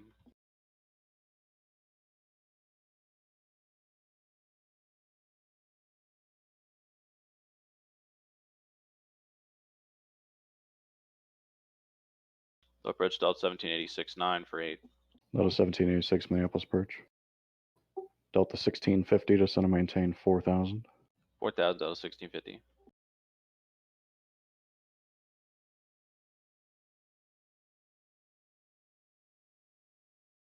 You want me to go or you want to go? I'm turning in. I didn't realize you were taking two there. I can spin one. Yeah. And this is where the talking between Yep. finals comes in. Yep. You stop talking and this happens. Tell you what, I'll go underneath through. One not approved.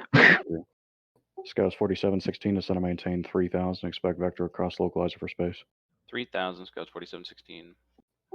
Delta 1997, descend and maintain 4,000. Turn left heading 210.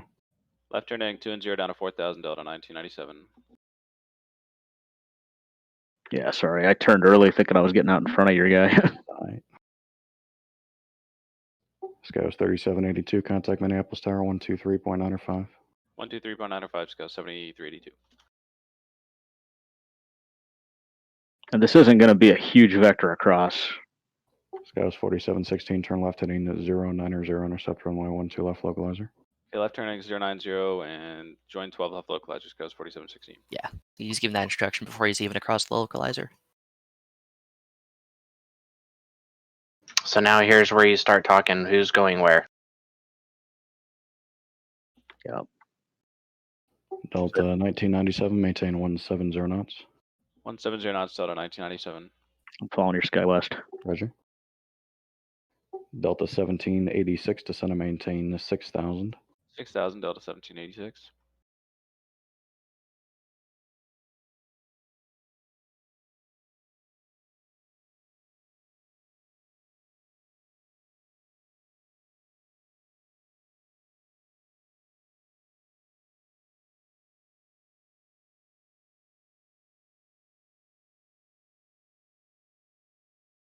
That right there, opposing bases, is why you need vertical.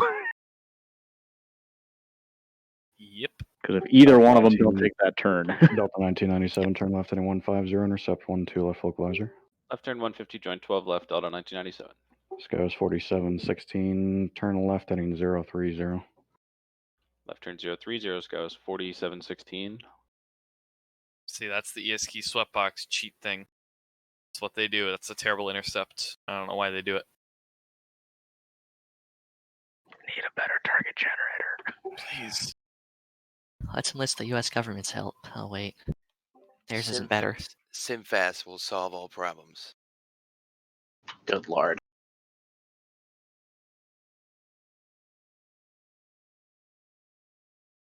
One thing that we're not really talking about, though, is the C to A on where we're going from downwind to base, though. Yeah, so in our case, our downwinds are 6 miles from the final approach course. So really, you're turning just before a beam. So how about Yeah, we let's do pause. this? How about you guys transition from what you're running here to let's do your traditional 6-in trail for each runway. Okay. Which would essentially be a 3-mile stagger between both sides. And this way, we can talk about where aircraft are, when we base, when we turn final, what we're looking at, and basically just kind of looking at spacing. Okay. Call it switch to visuals now? Yeah, we'll do that. Yeah, sure. All right. Delta 1650, turn left heading 180. Left turn heading 180, Delta 1650.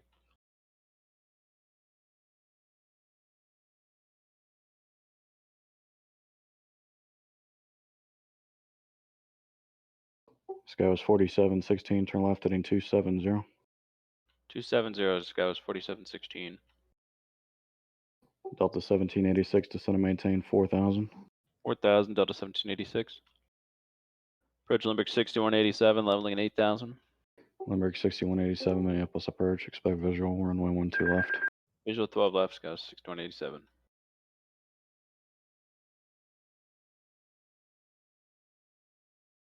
Skies 4716, turn left heading 210.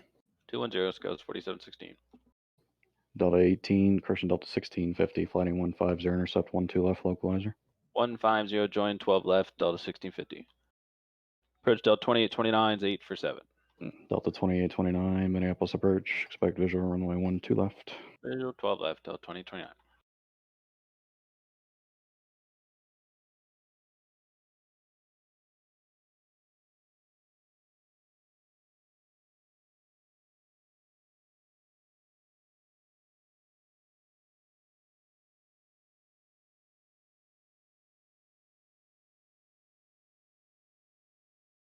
Skies 4716, flighting 180.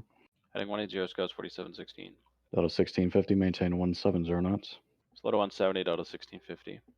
Skies 4716, flighting 150. Heading 150, Skies 4716.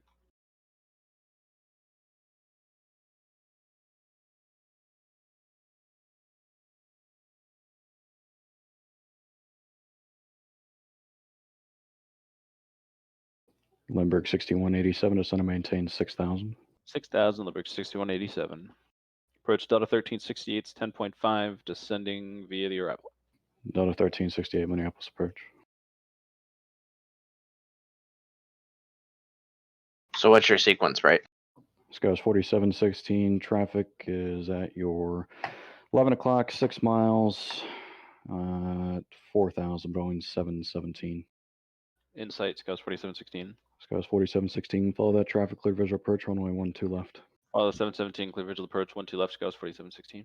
Delta 1650 is 3 miles from Ubecha, maintain 4,000 till Sapish. Localizer, clear ILS 12 left approach, maintain 170 knots to Washi. 170 knots, Tawashi, clear ILS 12 left, 4,000 till established, Delta 1650. Skies 4716, maintain 170 knots to a 5-mile final. 170 to a 5-mile final, Skies 4716. Delta 2829, turn left heading 180.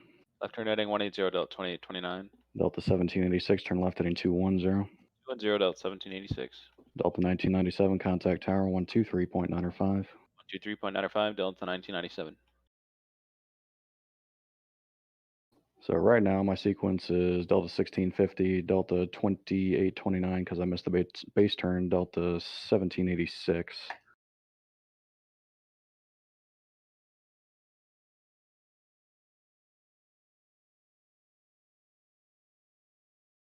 Limburg 6187 to center maintain 4,000.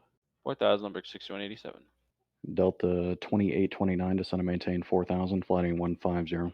Heading 150 down to 5,000, Delta 2829. Delta 2829 negative to center maintain 4,000. I thought I said it right. 4,000, Delta 2829. Approach Scouts 3742, 9.5 for 8. Scouts 3742, Minneapolis approach. Delta 1368 to center maintain 4,000. 4,000, Delta 1368. Delta 1786, maintain 170 knots and flighting 150, intercept 12 left localizer. 170 on the speed, 150 heading, join 12 left, Delta 1786. Hey, 4716 is joining, right? Nice, I VATUSA gave him piloting. Just delete him. Limburg 6187, maintain 210 knots. 210 knots, Limburg 6187. Delta 2829, traffic 12 o'clock, 7 miles southeastbound, Boeing 757 out of at 4,000. Traffic in sight, Delta 2829. Delta 2829, follow the Boeing 757, clear visual approach, runway 12 left. Maintain 170 knots now until 5-mile final. Okay, 170 knots till 5-mile final, follow the 757, cleared visual approach, 12 left, Delta 2829. Delta 1650, contact tower 123.95. 123.95, Delta 1650. Delta 1786, traffic is at your 11 o'clock, 5 miles southeastbound, Airbus, leveling 4,000. Delta 1786, traffic in sight. Delta 1786, follow that traffic, clear visual approach, runway 12 left, maintain 170 knots to 5-mile final. Follow the traffic, clear visual approach, 12 left, 170 till the 5-mile final, Delta 1786. Approach Scouts 38, 21, 9.5 for 8. Scouts 3821, Minneapolis perch. Scouts 3742 to center maintain 6,000. 6,000, Scouts 3742.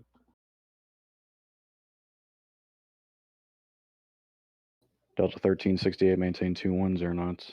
Speed 210, Delta 1368. Limburg 6187, turn left heading 210. 210, Limburg 6187. Approach Scouts 7404, 9 and 9 for 7. Scouts 7404, Minneapolis approach, roger. Small comment here, you can kind of see, just going back to feeder stuff, how they built a hole for Skyos 7404 on the base there between 6187 and 1368. 7404 for the south, or is he for the north? He's for the north. I have him. Limburg 6187, flighting 180. Heading 180, Limburg 6187. Scouts 7404, just to maintain 5,000, flighting 180. Heading 180 down to 5,000, Scouts 7404. Limburg 6187, traffic 10 o'clock, 5 miles southeastbound MD90, 4,000. Limburg 6187, traffic insight. Limburg 6187, roger, flighting 150, follow that traffic, clear visual approach, runway 12 left. Heading 150, follow the traffic, clear visual approach, 12 left, Limburg 6187. 2829's got it. Thank you. Scouts 3821, descend to maintain 6,000. 6,000, Scouts 3821. I think we've got the idea down here. Yeah. Yeah. A lot of So- questions to go over here. I think one of the big ones too is Pause it. Yeah, let's pause. What was your last instruction? My last instruction, Yeah. Limburg Oh, to follow the. Okay.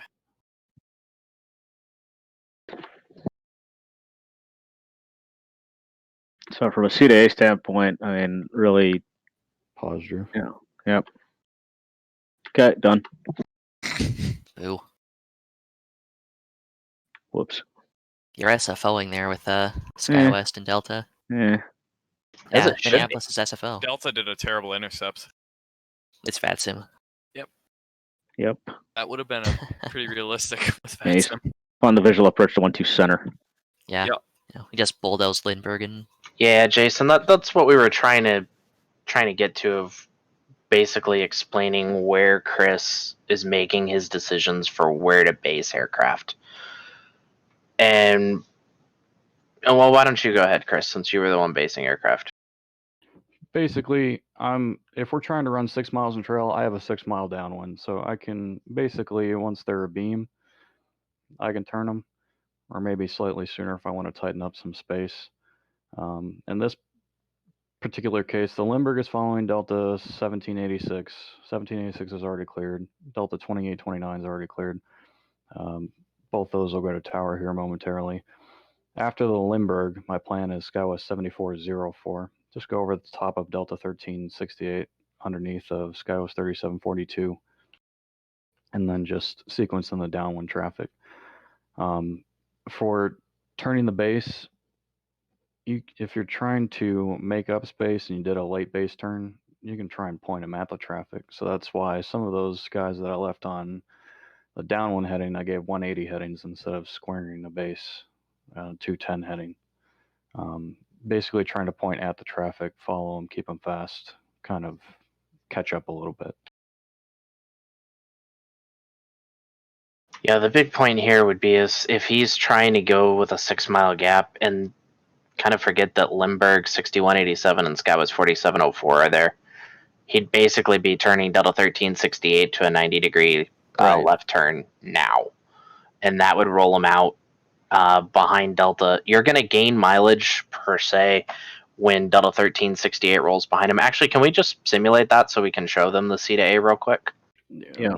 Can you delete Limburg 6187 and SkyWest 4704? 7404. Yeah, sorry, that one. And then, Everman, if you would pop up a 5 mile J ball on Delta 1786. absolutely. And Lance 210 and 190 speed on 1368. Roger. Alright. 210 on the heading and 190 speed, you said? Yep. I'd be going to 170.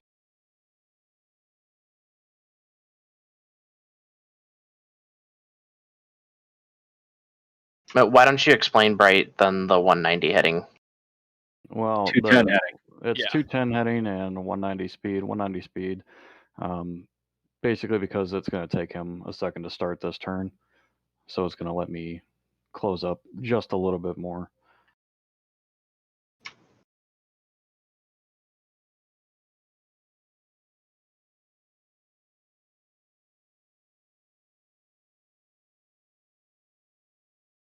We ready to run?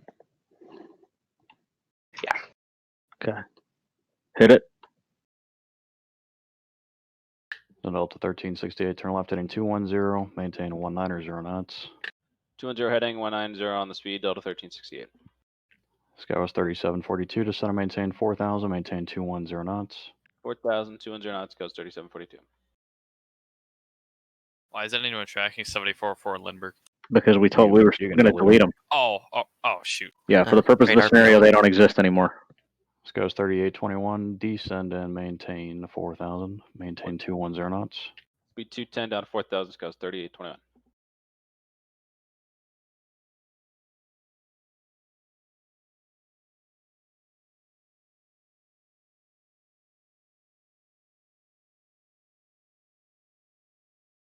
Delta 1368 traffic at your 11 o'clock and 5 miles southeastbound MD90 4000. Delta 1368 has the traffic in sight. Delta 1368, roger, maintain 170 knots, base Christian turn shortly. Speed 170, Delta 1368. So what we're looking for now is if for Delta 1368 to fall 6 miles in trail, he'll be turning final when Delta 1786 is 5 miles down the final from Delta 1368. Yep. So conveniently, that's one range ring away. Yeah, and then if you also look at the PTL, basically where that's pointing based off of the J-ball. So the moment that PTL is at the back of the bubble, that's when you can turn. This is my one issue with the 190 speed. If you would have done the 210 and 170, you'll have a little bit of a better turn to the final rather than running them up real close to the final. 1368, turn left heading 150, follow the MD90, cleared visual approach, runway 12 left. Left turn 150, follow the MD90, clear visual approach 12 left, Delta 1368. Skies 3742, turn left heading 210, maintain 170 knots. 210 on the heading, 170 on the speed, Skies 3742. Approach Delta 554, level 9.5 for 8. Delta 534, Minneapolis Birch, roger. Delta 989, descend to maintain 4000, maintain 210 knots. 4000, speed 210, Delta 989. Delta 1786, contact tower 123.95. 123.95, Delta 1786. Delta 1368, maintain 170 knots to 5 mile final, contact tower 123.95. 123.95, 170 to the 5 mile final, Delta 1368, good day. Skies 3742, flighting 180. Heading 180, Skies 3742.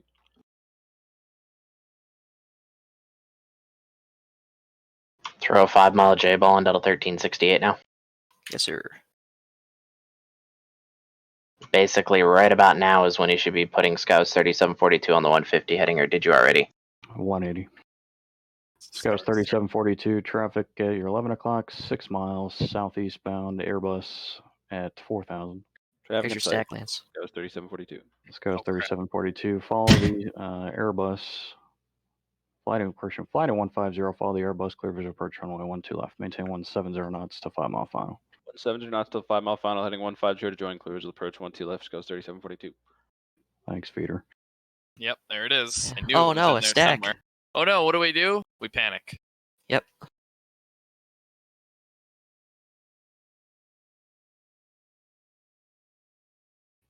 Scouts 3821, turn left heading 210, maintain 170 knots. Scouts 3821, left turn 210, and speed of 180 knots. 170. 170, Scouts 3821. Approach Scouts 4806, 8000. Scouts 4806, Minneapolis Birch, descend and maintain 6000, maintain 210 knots. 6000, 200 knots, Scouts 4806. Delta 534, descend and maintain 4000, maintain 210 knots. 210, 4000, Delta 534. The safety word is APREC.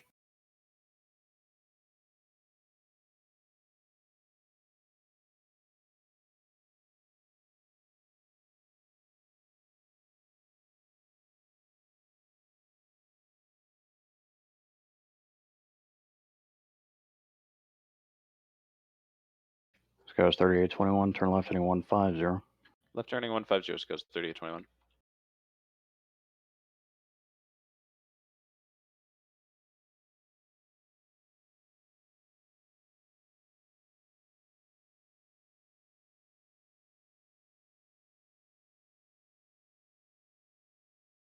Scouts 3821, traffic 10 to 11 o'clock, 7 miles, southeast bound CRJ 4000. Scouts 3821, got the company in sight. Scouts 3821, follow the Sierra Christian flighting 150, follow the CRJ, clear visual approach, runway 12 left. Heading 150, follow the company, cleared visual approach 12 left, Scouts 3821.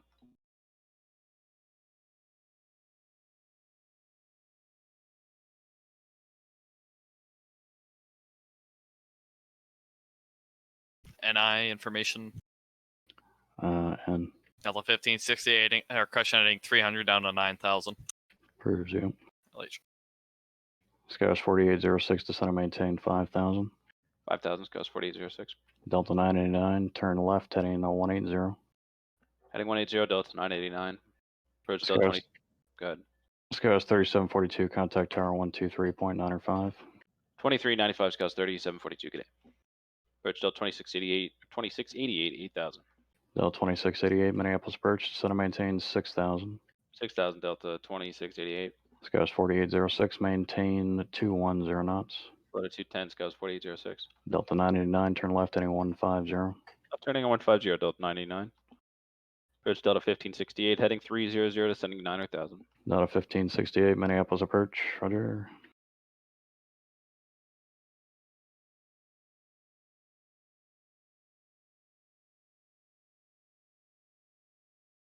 Delta 989, traffic 9 o'clock, 7 miles, southeastbound, CRJ 4000.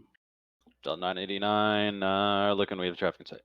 Delta 989, follow the CRJ, clear visual approach, runway 12 left, maintain 170 knots to a 5 mile final. Better follow the CRJ 170 till 5 mile final, clear visual approach 12 left, Delta 989.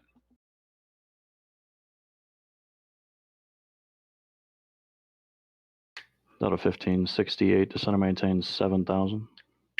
7,000, Delta 1568.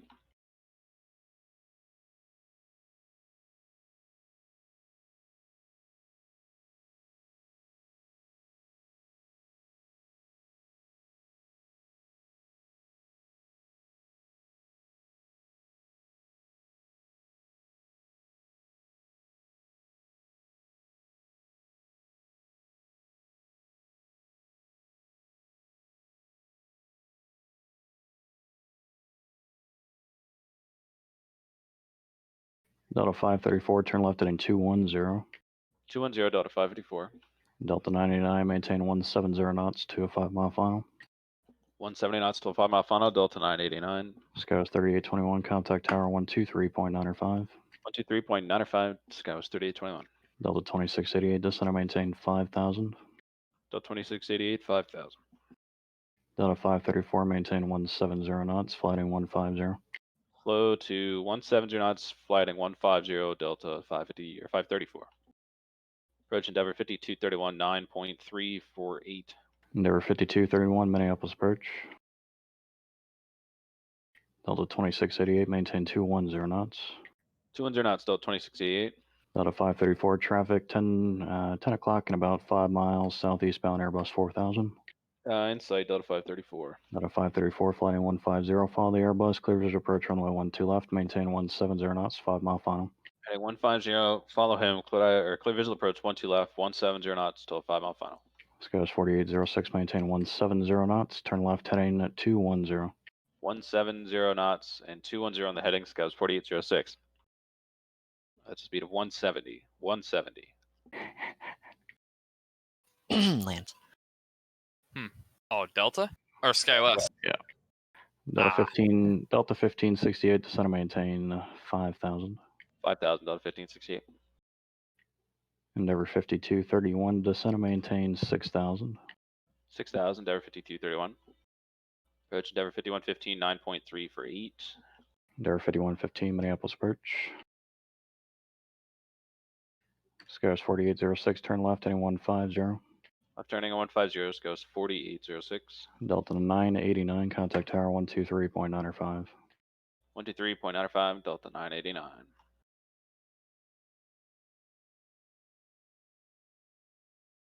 Scouse 4806, descend and maintain 4000. Traffic 9 o'clock, 5 miles, southeastbound Airbus 4000. 4,000, and we have the Airbus in sight, Scouse 4806. Scouse 4806, flying 150, follow the Airbus, clear visual approach runway 12 left, maintain 170 knots to a 5 mile final. 170 knots till 5 mile final, down to 4, follow the Airbus, clear visual approach 12 left, Scouse 4806. Delta 2688, descend and maintain 4000. 4,000, Delta 2688. Endeavor 5231, descend and maintain 5000. 5,000, Endeavor 5231. Endeavor 5115, descend and maintain 6000, maintain 210 knots. Speed 210 down to 6,000, Endeavor 5115.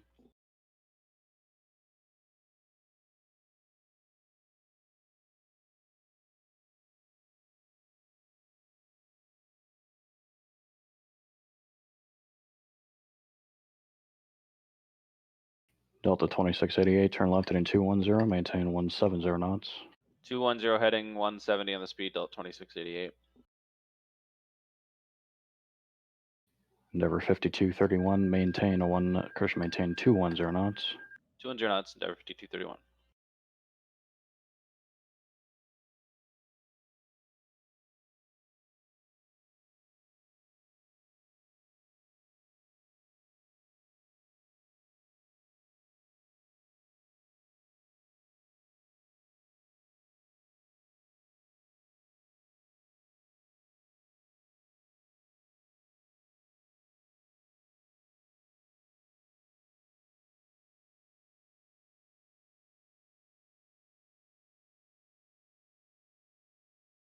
Delta 2688, traffic 10 o'clock, 5 miles south eastbound, CRJ 4000.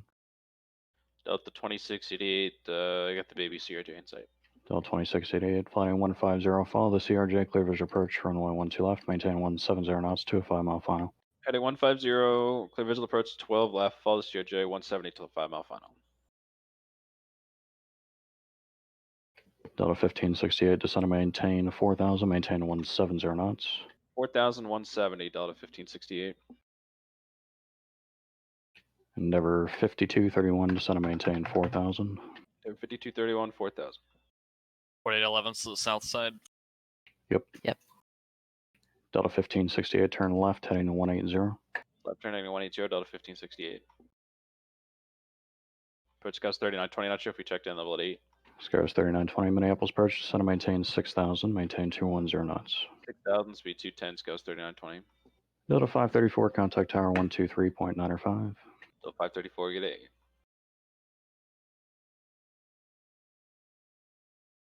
Delta 1568, flighting 150. Heading 150, Delta 1568. Scars 4806, contact tower 123.905. 2395, Scouts 4806, get A.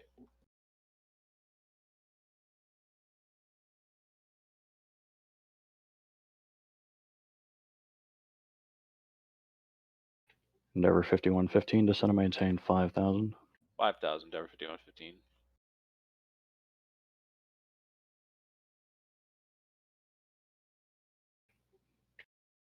Delta 1568, traffic at your 10 to 11 o'clock, 6 miles southeastbound is a Airbus 4000. Delta 1568, traffic in sight. Delta 1568 on the 150 heading, follow that Airbus, clear visual approach, runway 12 left, maintain 170 knots to a 5 mile final. 170 knots till 5 mile final, 150 heading to join, following the Airbus clear visual approach 12 left, Delta 1568. I'm turning 4811 in at 5, right? It's approved. I'll get this Endeavor down. Yes. Endeavor 5115, descend and maintain 4000. 4,000, Endeavor 5115.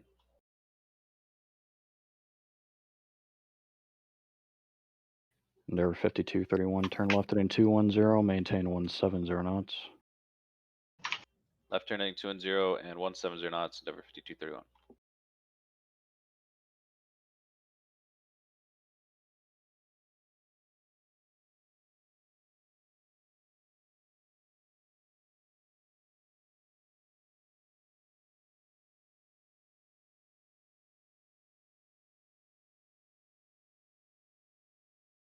Delta 2688, contact tower 123.905. 123.905, Delta 2688.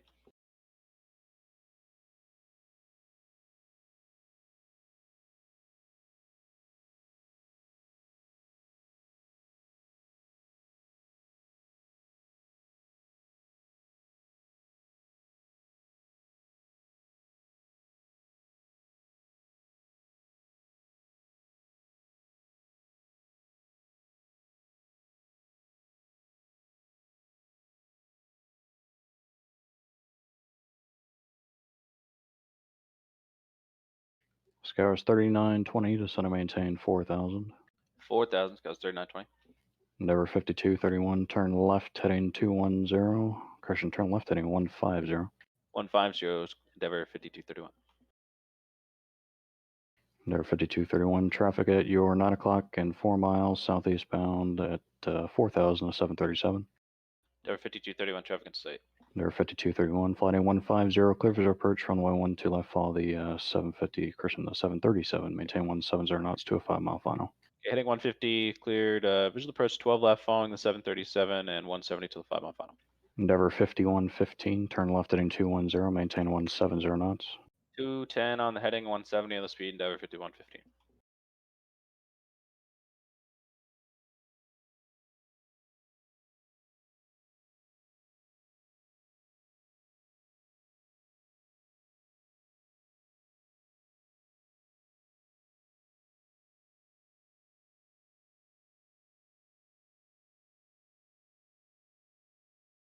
$15.68's got it. Thank you.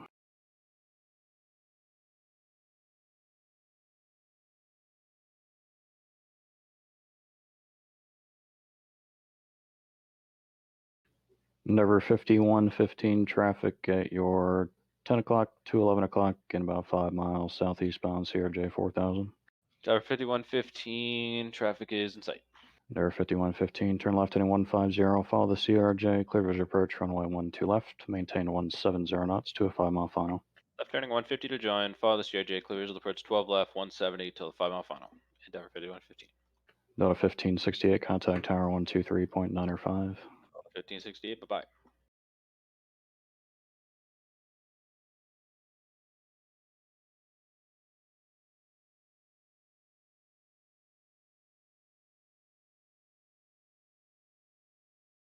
$52.31, get it, Lance? Did he? Yes. Doesn't- Am I looking at the wrong one? Oh boy. 5231. Fucking Should have it. RPOs.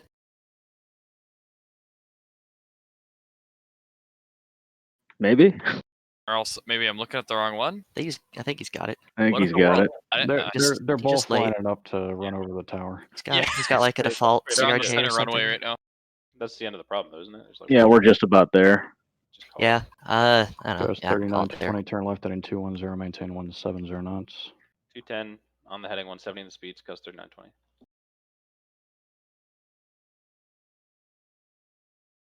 Endeavor 5321, contact tower 123.9 or 5. Okay, Endeavor 5231.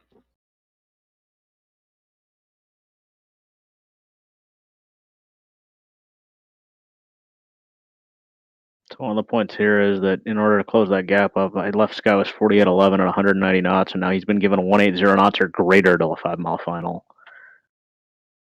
Just because I know I've got mileage to play with there.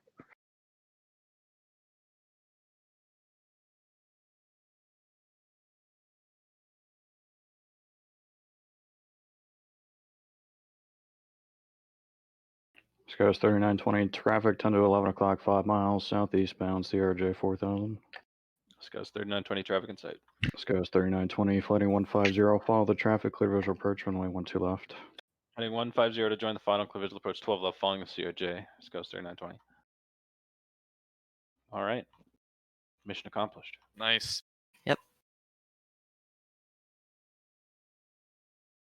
All right. Well, there's Thanksgiving Day. Anyway, I guess we'll open it up to. Do you guys have anything else you want to go over before I open it up to the masses? No, I think we're pretty much covered here. Just to throw one thing out when you're vectoring to the final here, we'll just throw the scenario out here of shooting for 6-mile gaps on the final as they were trying there. If an aircraft is not yet established on the final, it's ideal to not use that aircraft as your turn reference. For example, where Skywest 3920 is, if I had a downwind there, I wouldn't use Skywest 3920 as my reference for my base turn. I would use Endeavor. So if 6 miles, I've already got 6 between Skywest 3920 and Endeavor, and I need to go 6 behind Skywest 3920. I need 12 between my downwind and Endeavor. It's a 6-mile base, so 6 miles behind Endeavor, I'm basing my downwind. If that makes sense. Yeah. Maybe I can John Madden this. Please.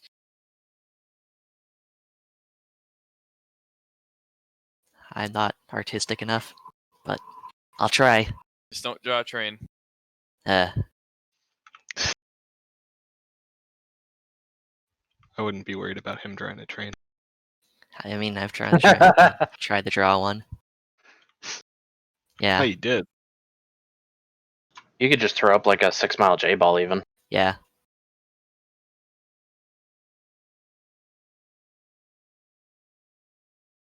I don't know. Maybe that kind of illustrates it, maybe not. I just kind of eyeballing it. Yeah, so ideally, right, your 12 is Endeavor to that last red hash mark, right?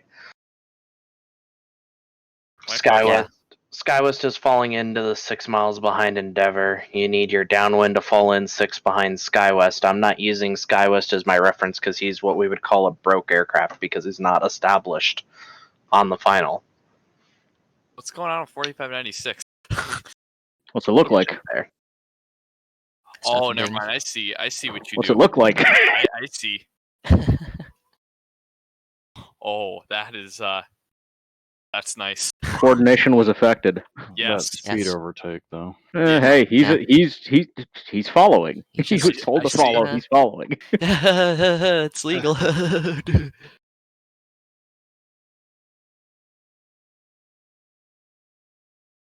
Anyway, yeah, I guess More that's correctly, maintain visual separation with the Challenger for the parallel. Follow company. Clear visual pressure. 112 left. a small CRJ.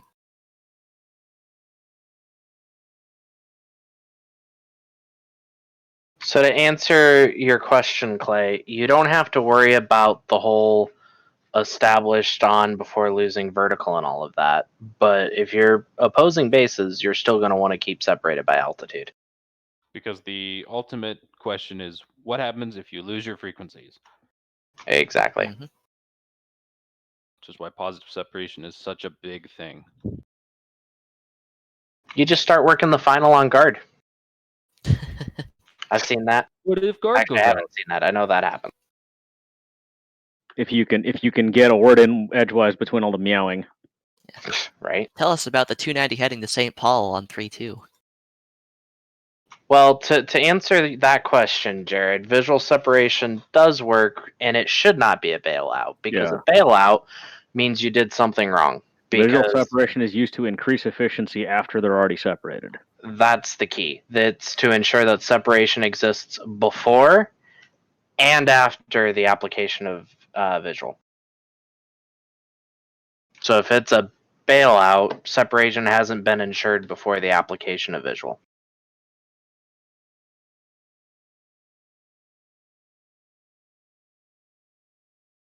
Man, my tower controller is going to hurt something. We see it so Orion. often Okay, where we got it's, this nice it's used healthy- as a bailout. Yeah, it Correct. shouldn't be beep, beep, beep, beep, beep, beep. Oh shit! Cleared visuals or maintain visuals. Maintain visual, yeah. Oh no! Yeah. Oh no! I've seen that Conflict. Anyway, so many times in events, and it's like, that's not how this works. anyway, thank ECAF you separation is not a thing either. for watching that, everybody. So that's the end of the scenario. I think at this point we'll open up the floor to people. If you have any questions, anything like that, post them in the Training General channel here in the Discord, and we'll try to get to them. Because I guess this is part of the end of the main instructional portion of the masterclass. I'll pop in this Google Drive link or Forms link that Rick wanted me to give out since he was unable to be here today. If anybody, or if you're feeling up to it, feel free to fill that out. It's got a few questions just about what you thought about the masterclass and ideas for potential future classes, etc., etc. Austin might have more to say on that subject. No, I don't have anything extra to add. I think you hit it right on the head. So yeah, anyway, like I said, if you have any questions, we're happy to answer. About how Bright decided to put the sequence together, feeder stuff, etc. Just post it in the Training General channel there, and we'll try to get to it. Tower just add milked out on that back SkyWest. I'll just add too that even though everyone just sat in on this, you now have the tools you need, but now you need to go to your facility and you have to practice this. Yeah. Whether that's on the live network or creating a scenario or having your TA create a scenario to make that happen, because unless you practice it in a month, you're going to forget it. Yeah. So this make sure that especially, you practice it. I guess with F&Os not being single facility right now, we're kind of missing opportunities to practice it. But if your TA or your instructor staff at your home facility has scenarios kind of built around that, you can take what you learned here and hopefully apply it to your facility a little bit better. And when things do go back to normal, and hopefully we can go back to business as usual ish with FNOs. There's something you can apply there, or just with general like Saturday, Sunday events or whatever as well too that get busy. Mm-hmm. And here's something to note too. To go back to, I think it's something Austin had said about going back to your facility and practicing it there. And that's even if you do just have 3 or 4 or 5 airplanes that are somewhat, or maybe not even that, 2 even, that are just kind of close to each other, maybe let them run just a little bit more and try C to A on them. Just go, all right, this, my downwind's 5, I want to go 5 in trail, turn at your beam point, do the 170 knots, see what it looks like, just become familiar with it, and just start implementing it as often as you can. Yeah, or literally, I mean, if you want to practice on a live network, get 3 or 4 of your guys who can fly on the network, have them load up, just do multiple ILSs to your primary field, and just practice vectoring in a box for a while. Yeah. Or if your training staff for whatever reason doesn't necessarily have it, try to create the fires yourself. It's not terribly unintuitive software. But it's not perfect. Even building like a basic sweatbox, to some Charlie or Delta in your airspace, some Tracon like that with like a single radar position. Like say at ZMP, we could do like Sioux Falls, where you just have 5 or 6 planes, 4 on the downwind, 2 on the base, or something like that, and just practice that concept. And it doesn't have to be overly complicated either. Because all you need is 2 aircraft and just managing. Because if you just need to manage the speeds and vector in a box, like Dhruv said, you only need 2 aircraft to do that.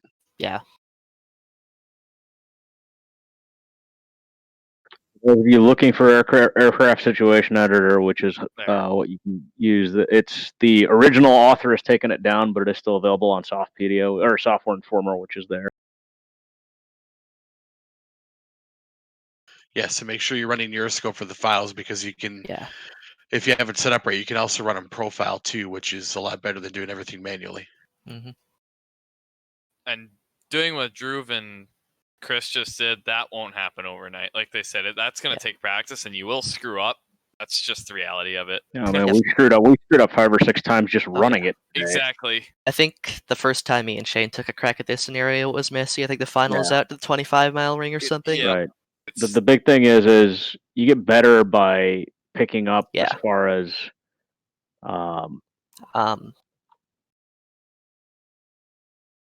one, I guess, other thing to say to that effect is if you're finding yourself, like starting to get the hang of like a particular scenario, it might not necessarily be because you're getting better. It might be because you're learning the problem.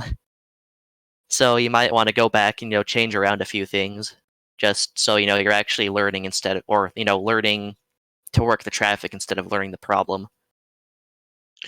Hey, Dhruv or Everman, do one of you guys want to cover the visual approach rules really quick? I can pull Joe mentioned. Yeah, I can pull the point 65 back up.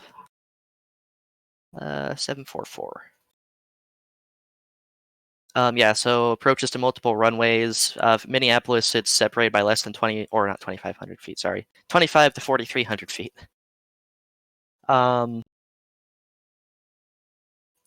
So established on a heading or established on a direct course to a fix, or cleared on an RNAV instrument approach procedure, which will intercept the extended center line at a greater or not angle greater than 30 degrees.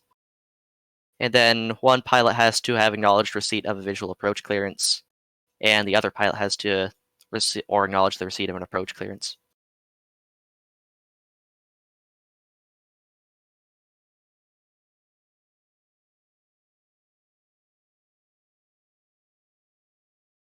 I have a quick question, actually, regarding the whole Euroscope situation. Am I understanding it correctly that you guys had 2 pseudopilots working at the same time? Because are you ESKing? One pseudopilot. It was one working each final.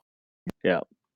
This is split. This is 2 Euroscope scenarios. This is a north one and a south one split. Ew, okay. Yeah, so if you wanted to like, if I was missing a part where I could do 2 pseudos to one problem, then that would really open some doors. But okay. Yeah, I guess the 3.2 simulator has ways of passing airplanes between pseudopilots, but you lose the ability to you lose the ability to type because I don't think ES key works with it. No, it doesn't. Yeah, that's a problem.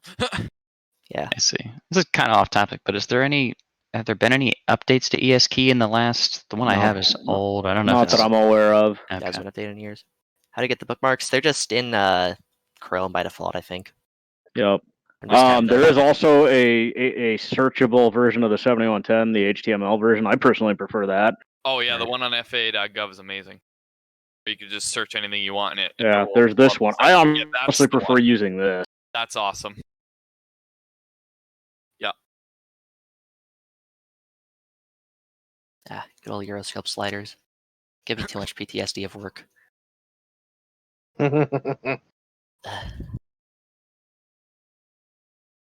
How would you know that lately? I don't know. I just want to pretend to be a pilot, but get paid to do it again, man.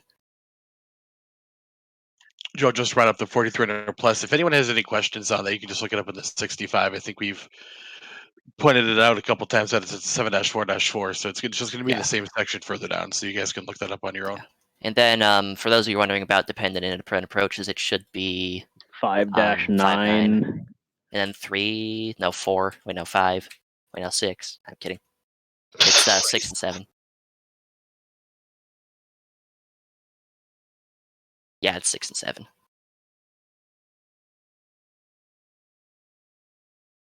I got there, okay? Yep. 596, yep, for simultaneous dependent, and then 597 for independent.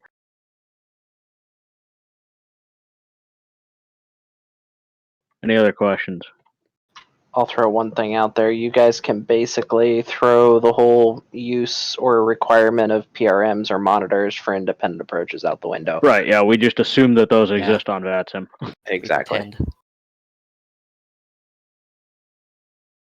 At the end Because of the day, otherwise you go down to requiring them to be staggered, basically. Yes. The days when Mini had a PRM. Yeah,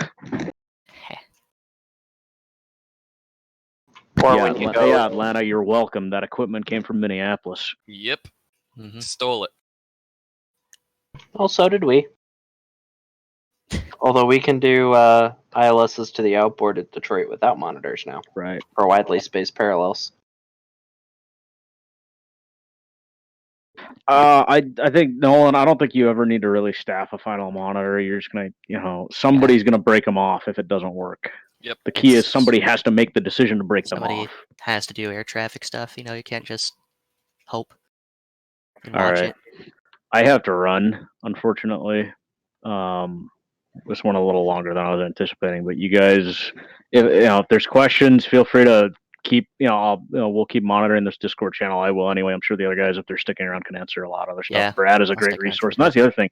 Use your resources. If you have guys, the guys that have had time and gone through the FAA training on some of this stuff, especially like Derek Vento or Brad or guys like that, if you have questions, the book is dry. The book is written by lawyers and is a pain in the ass to interpret in some cases, but there's usually somebody around, and this is where kind of having a centralized spot to ask these questions is kind of nice now, that somebody can usually ping in here and answer a question about the 7110 or about technique or any of that stuff.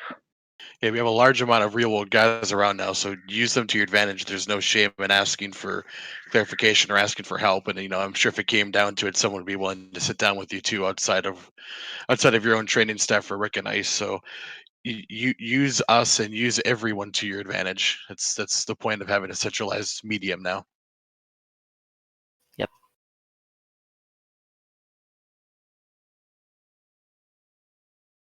Well, everybody, thanks for taking time out of your Saturday, staying at home. And It's not like we had anything better to do.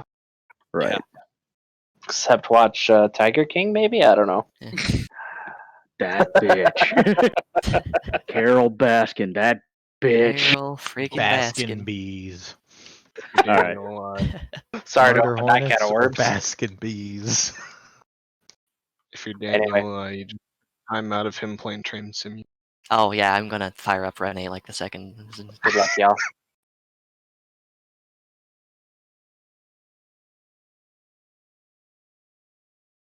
All right, guys, thanks a lot for tuning in. Like I said, I'll get this uploaded to YouTube tomorrow night. Twitch owns the content for 24 hours, then I can convert it over to YouTube, so I'll get around to that tomorrow night. So if anyone missed it, if you joined late, you'll have an opportunity to come back and watch this either on the VOD or on YouTube. And I hope that was educational for you guys. Hope you enjoyed it, and I'll see you guys a little bit later. All right.